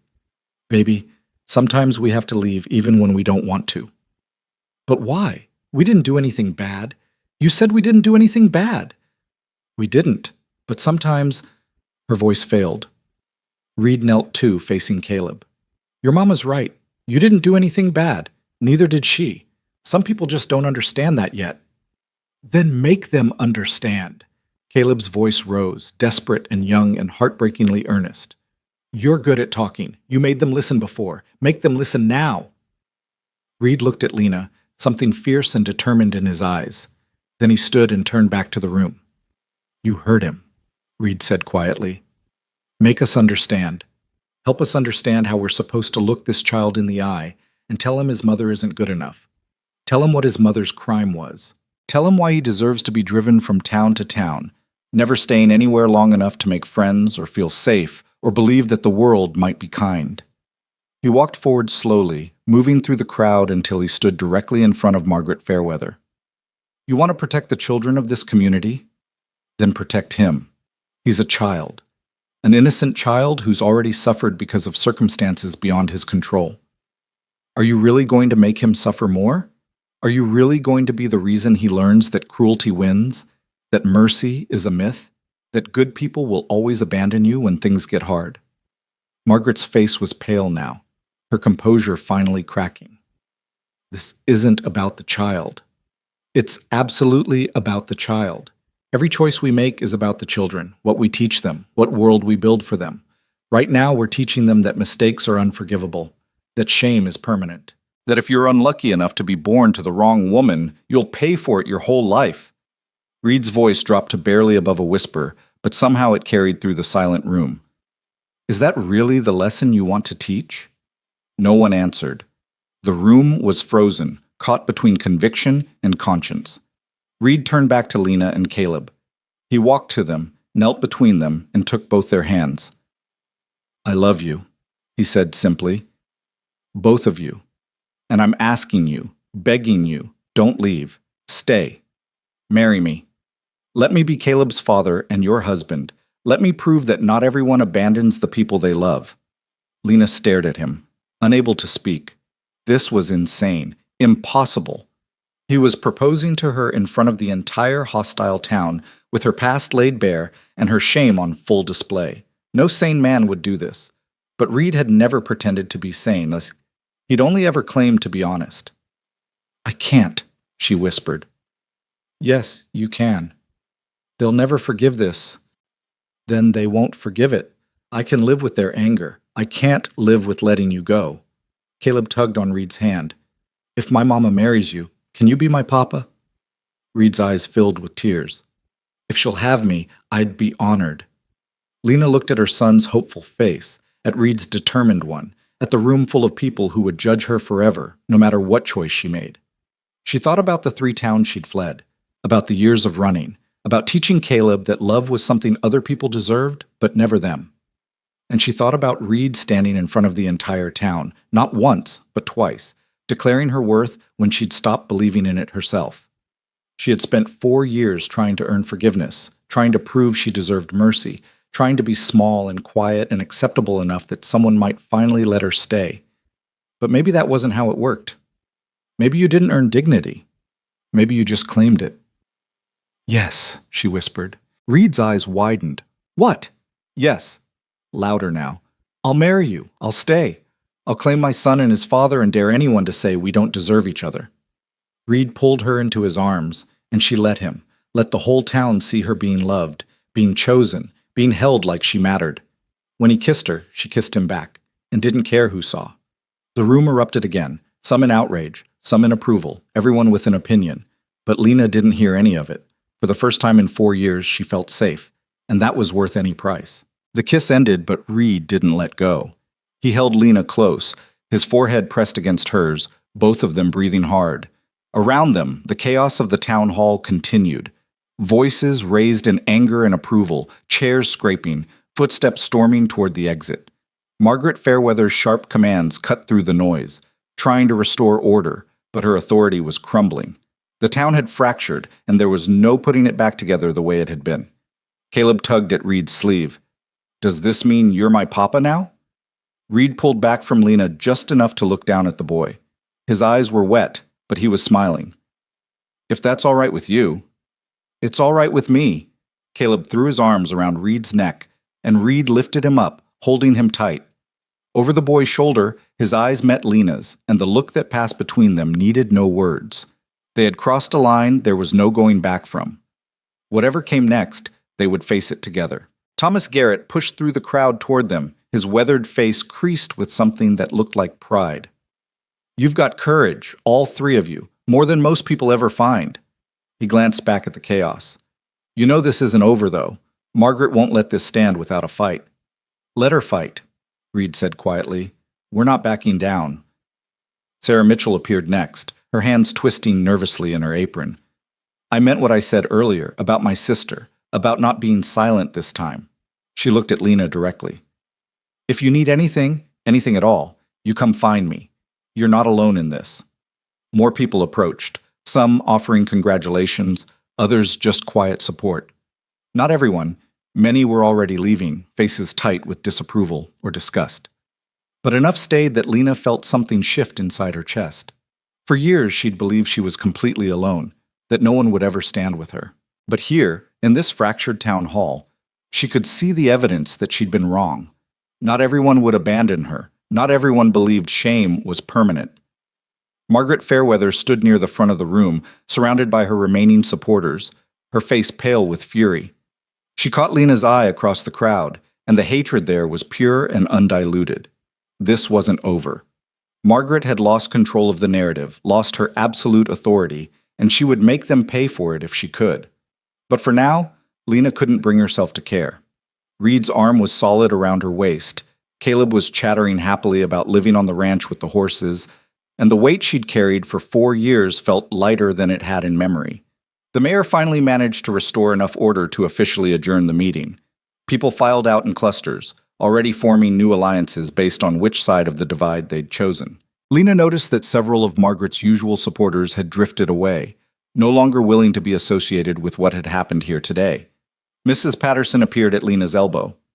You'll be moving to the ranch, I expect. Lena blinked, realizing she hadn't thought that far ahead. I suppose so.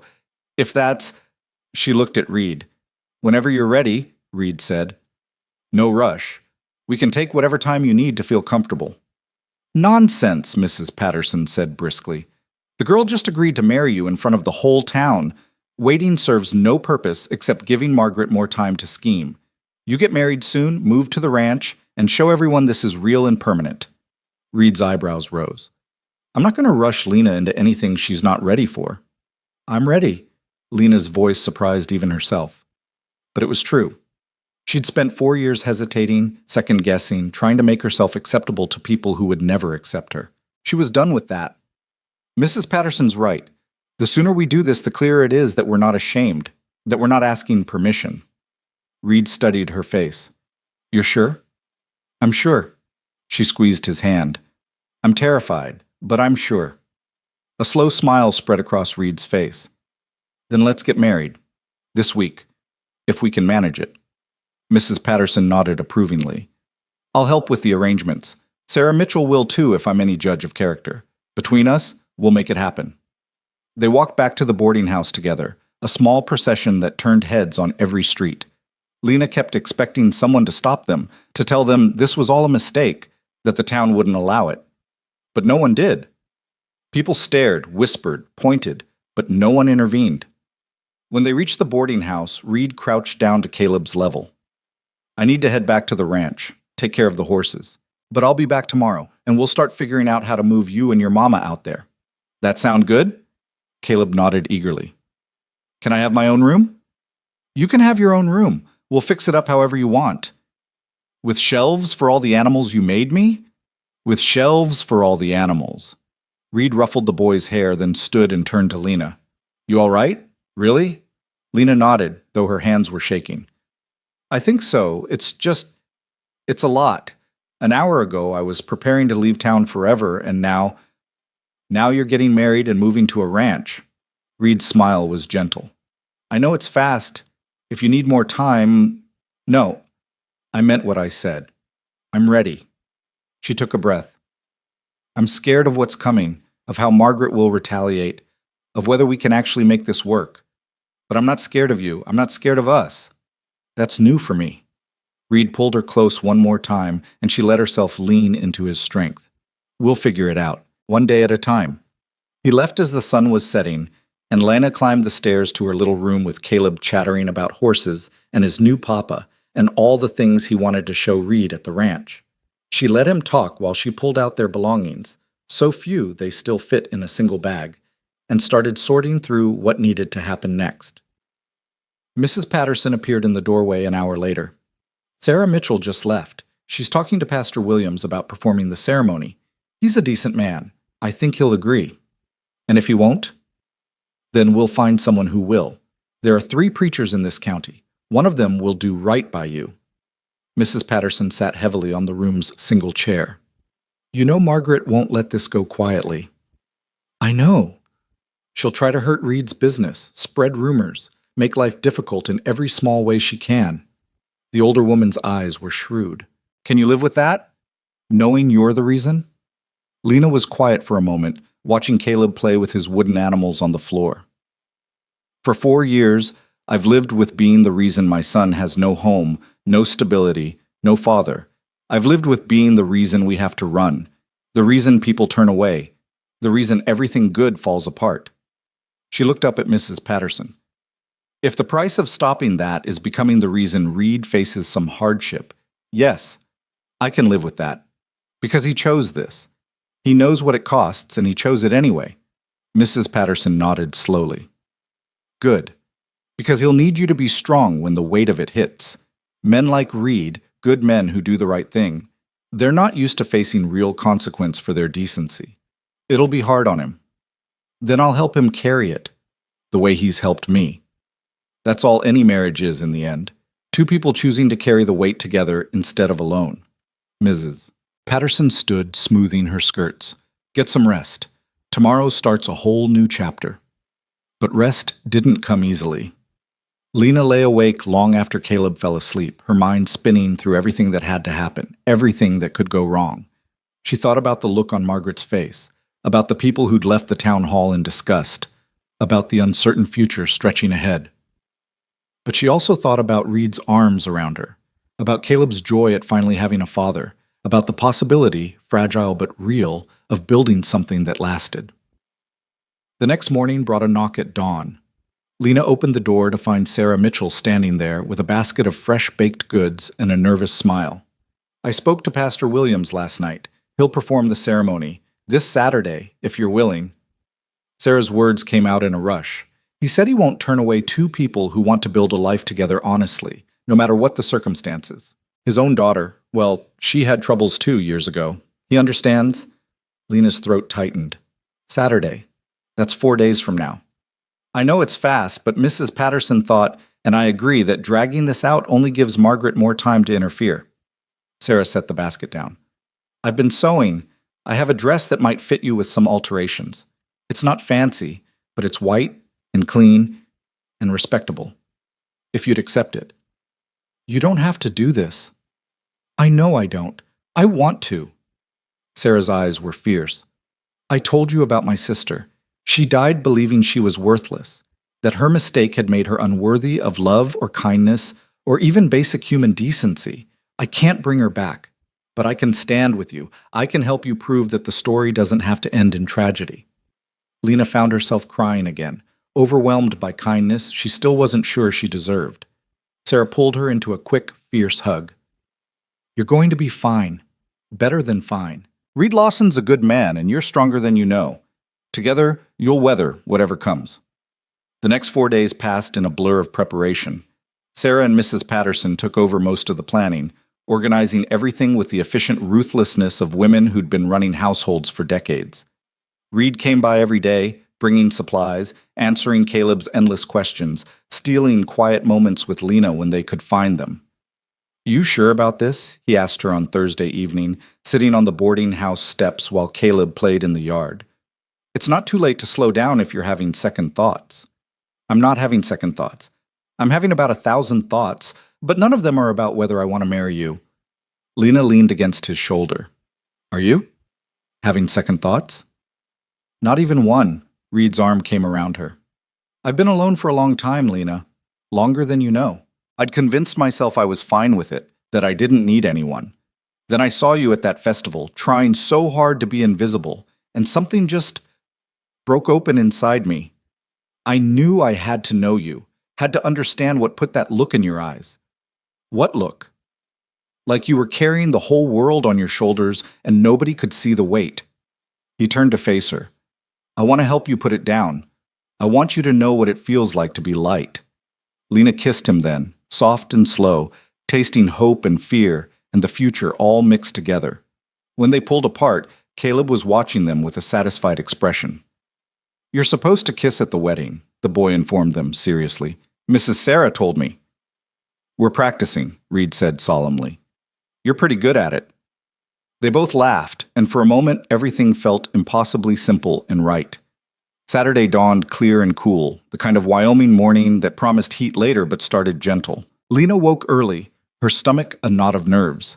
Mrs. Patterson brought her breakfast, but she could barely eat. Sarah arrived at mid-morning with the promised dress. It was simple but beautiful, white cotton with delicate embroidery at the collar and cuffs, fitted at the waist and falling in soft folds to the floor.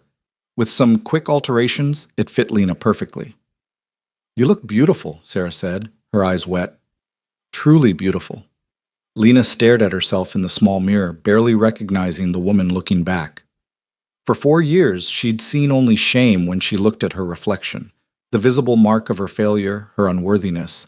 But today, in this white dress with her hair braided and woven with wildflowers Sarah had gathered, she looked like a bride, like a woman who deserved to be loved. The ceremony was set for 2 p.m. at the small church on the edge of town. Lena had worried that it would be empty, that no one would come to witness a fallen woman's wedding. But when Mrs. Patterson's wagon pulled up to the church, there were people waiting. Not many, perhaps 20 in total. But they were there. Thomas Garrett and his wife, Sarah Mitchell, and her husband, the young couple who'd spoken up at the town meeting, a handful of others. Mrs. Patterson had invited them personally, had made it clear that showing up was a statement of support. These were the people who'd chosen mercy over judgment, who decided that Lena Hart deserved a second chance. Reed was waiting at the altar in a clean suit, his hair combed back, his face nervous and eager. When he saw Lena in the doorway, his expression transformed into something that made her breath catch. He looked at her like she was everything he'd ever wanted. Caleb walked beside her, carrying a small bouquet of wildflowers, and taking his role as escort very seriously. When they reached the front of the church, the boy handed the flowers to his mother, then went to stand beside Reed. "We're a family now, right?" Caleb whispered loudly enough for everyone to hear. "We're a family now," Reed confirmed. Pastor Williams was a weathered man in his 60s with kind eyes and gentle hands.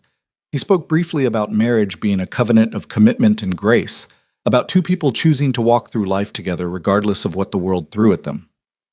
He didn't mention Lena's past, didn't offer caveats or conditions. He simply treated this as what it was, two people in love, making a promise. When it came time for vows, Reed took Lena's hands and spoke clearly enough for everyone to hear. "I promise to stand with you in good times and bad, to love you when it's easy and when it's hard, to be a father to Caleb and a partner to you, to never ask you to be anything other than exactly who you are. I see you, Lena, all of you, and I choose you, today and every day after." Lena's voice shook when she responded.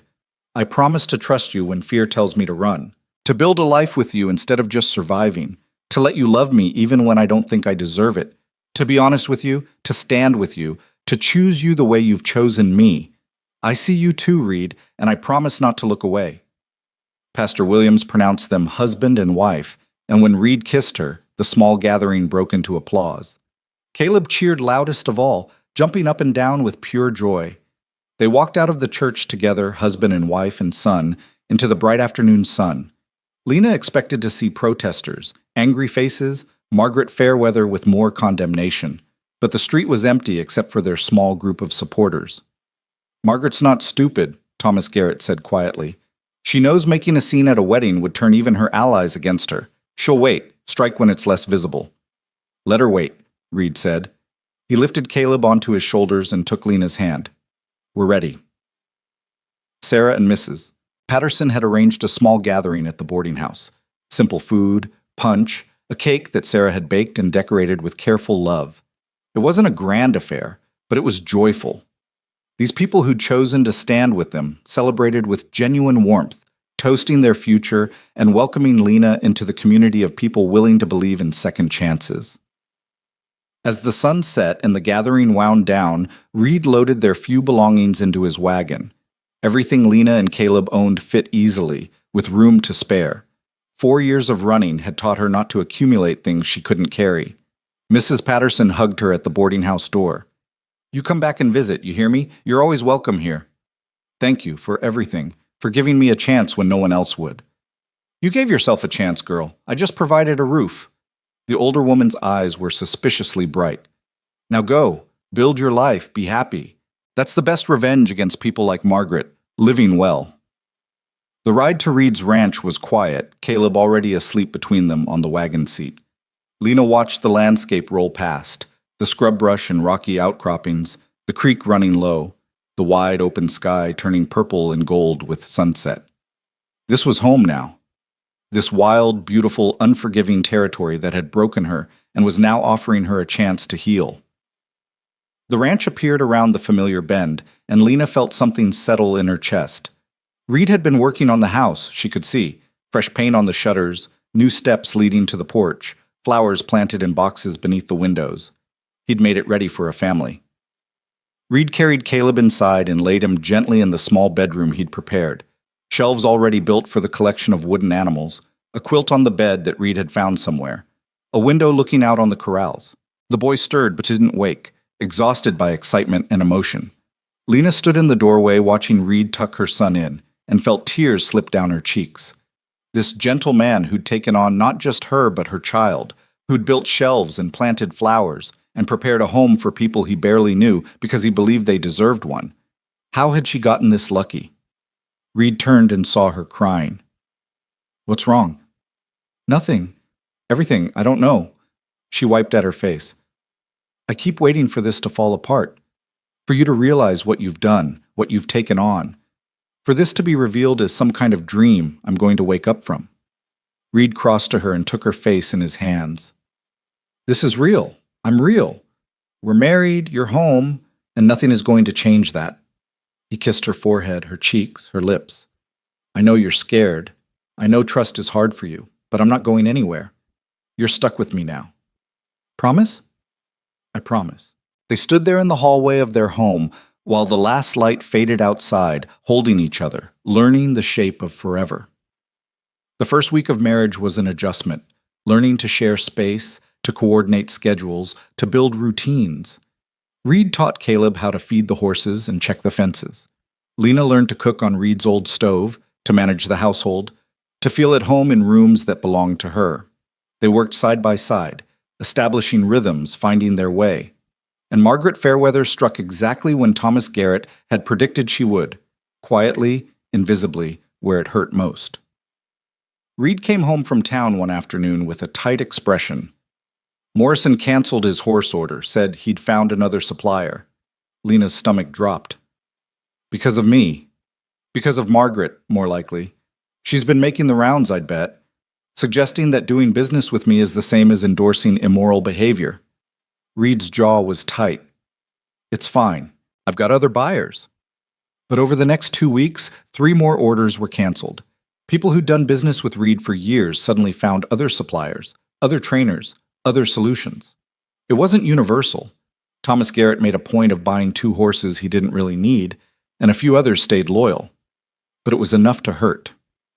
Lena watched Reed's shoulders grow tighter, watched him spend longer hours working, trying to make up the lost income.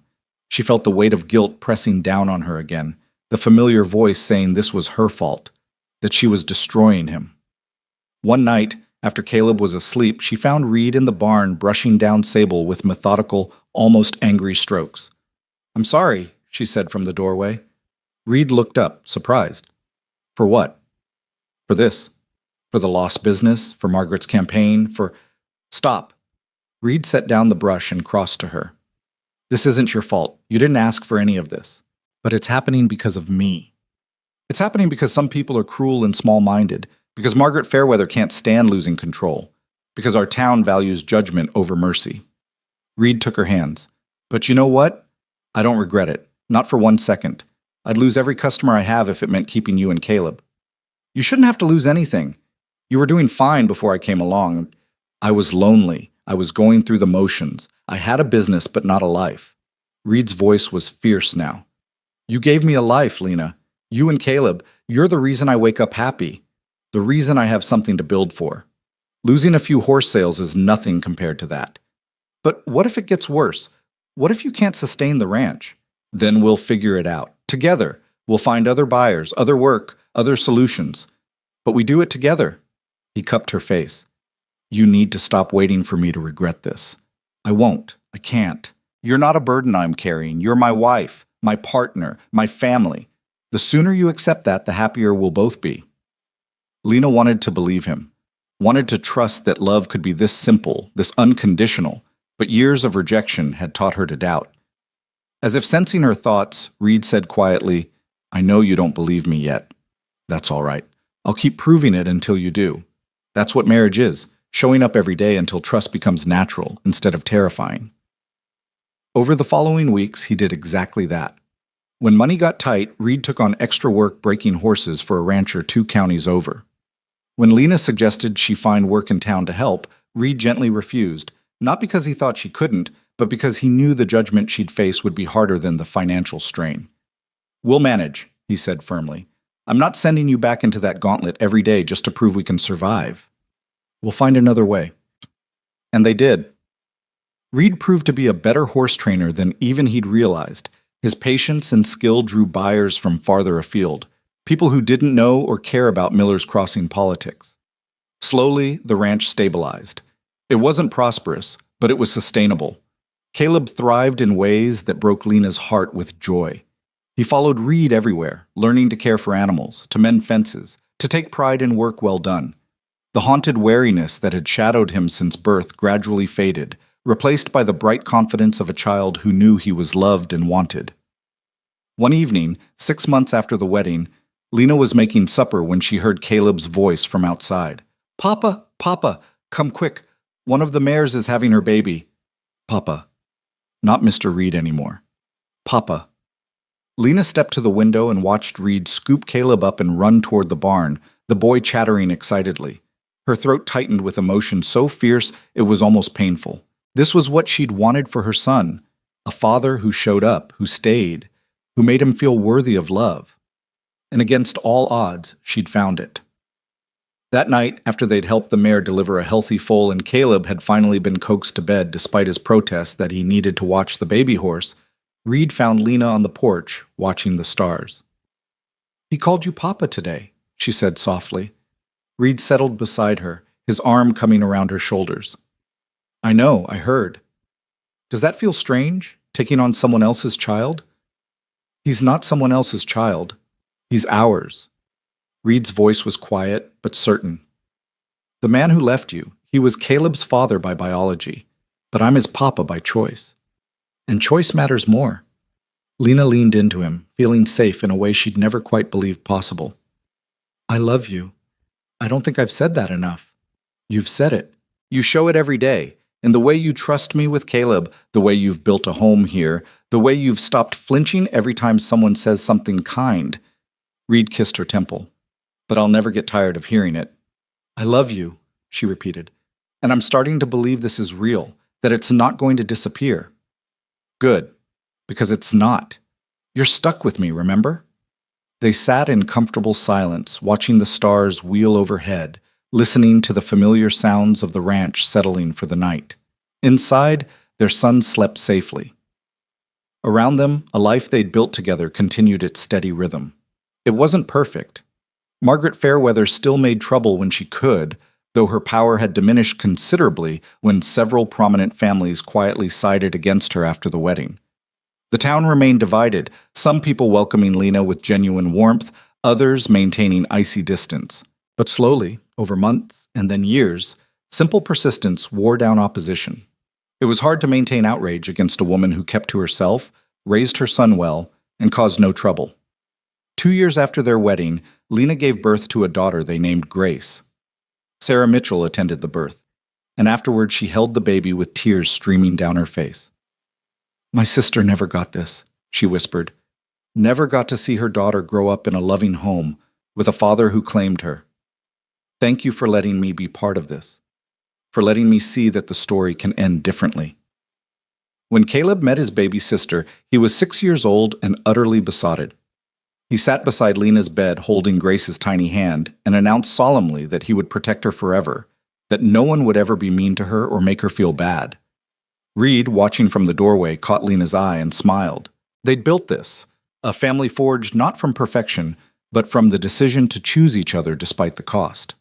5 years after their wedding, Lena stood in the yard of their ranch watching Caleb teach Grace how to braid rope while Reed worked with a young horse in the corral. The ranch had grown. They'd bought more land, built a larger barn, established a reputation that drew buyers from across the territory. They were comfortable now, not wealthy, but secure.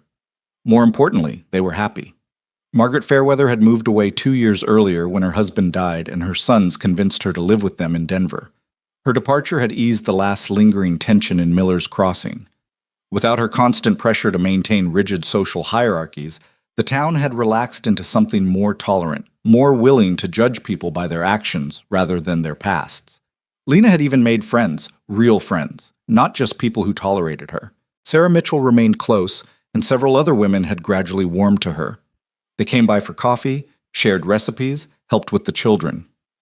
Lena was no longer the woman with a past. She was Reed Lawson's wife, Caleb and Grace's mother, a respected member of the community. Sometimes she still woke in the night terrified that it would all vanish, that she'd open her eyes and find herself back in that boarding house room, packing to flee another town. But then Reed would pull her close, and she'd hear Caleb's soft breathing from his room and smell the familiar scent of sage and leather and home, and the fear would fade. One evening, as they sat on the porch watching the sunset paint the sky in shades of orange and gold, Reed said quietly, "Do you ever think about him? Caleb's biological father?" Lena was quiet for a moment, considering. "Sometimes. I used to think about him all the time. What I'd say if I saw him, whether he ever thought about the child he'd abandoned, if he regretted it." She leaned against Reed's shoulder. "But honestly, he's not worth the energy. He made his choice. You made yours. And your choice is the one that mattered. He doesn't know what he missed. No, he doesn't." Lena looked out at their land, their children, their life. "But we do. We know what it looks like when someone stays, when someone fights, when someone chooses love over convenience." Reed kissed her hair. "Best choice I ever made. Best choice we both made." Inside the house, Grace shrieked with laughter at something Caleb said, and they both smiled at the sound. This was what Lena had dreamed of in those dark years of running. Not just survival, but joy. Not just tolerance, but belonging. Not just existence, but a life worth living. 10 years after that first town meeting where Reed had stood up and said she deserved dignity, Lena Hart Lawson stood in the same town hall for a very different reason. The schoolhouse needed a new teacher, and after years of quietly helping Caleb and other children with their lessons, several parents had suggested she apply.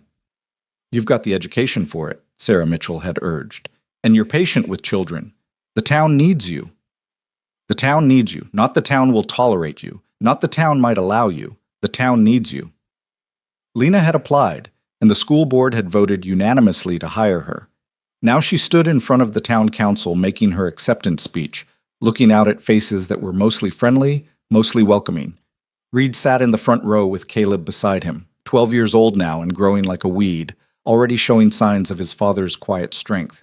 Grace was at home with Sarah, but Lena could feel her presence too, the weight of family and home and belonging. "Thank you for this opportunity," Lena said, her voice steady. "I know my path to this moment wasn't conventional. I know some of you remember a time when my presence in this town was controversial." She saw a few people shift uncomfortably, but she pressed on. "But I hope I've proven over the years that a person's past doesn't have to define their future. That second chances aren't just possible, they're worth fighting for. I promise to bring that same belief to teaching your children, to show them that mistakes aren't the end of the story, just part of it. That dignity and worth aren't earned through perfection, but claimed through courage."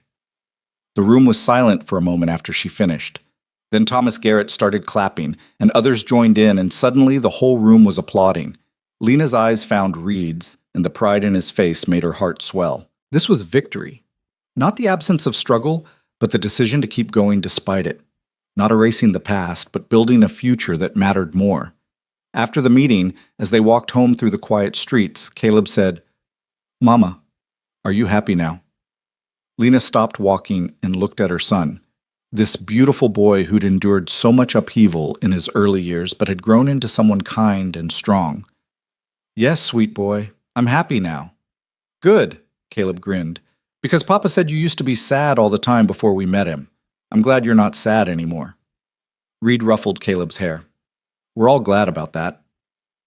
They walked on, the three of them, through the town that had once tried to drive them out, but had eventually learned to make room for love that didn't fit neat categories. The night was cool and clear, stars beginning to emerge overhead, and Lena felt the kind of peace that comes from knowing you're exactly where you belong. She thought about the woman she'd been 10 years ago, broken, ashamed, convinced she deserved nothing good.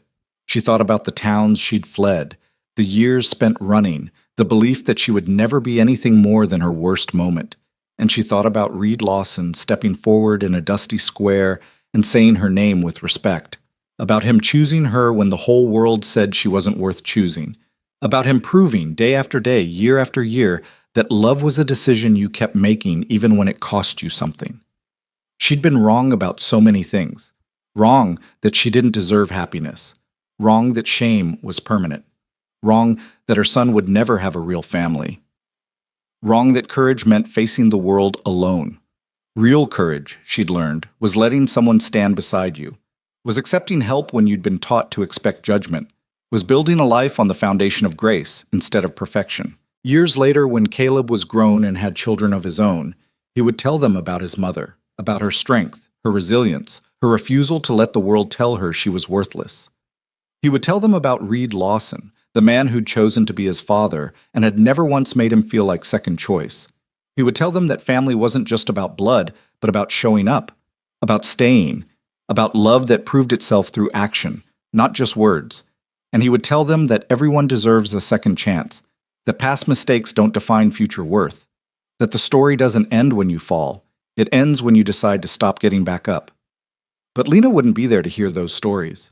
She would be gone by then, having lived a long, full life as a wife, mother, grandmother, and teacher who touched hundreds of young lives with her quiet belief that every person had value, every story had possibility. But on this night, walking through Miller's Crossing with her husband's hand in hers and her son chattering happily beside them, Lena Hart Lawson was simply present, simply grateful, simply home. The woman who no one had wanted had become the woman who mattered most, not because she'd changed who she was, but because she'd finally found people who saw her worth. And in the end, that made all the difference.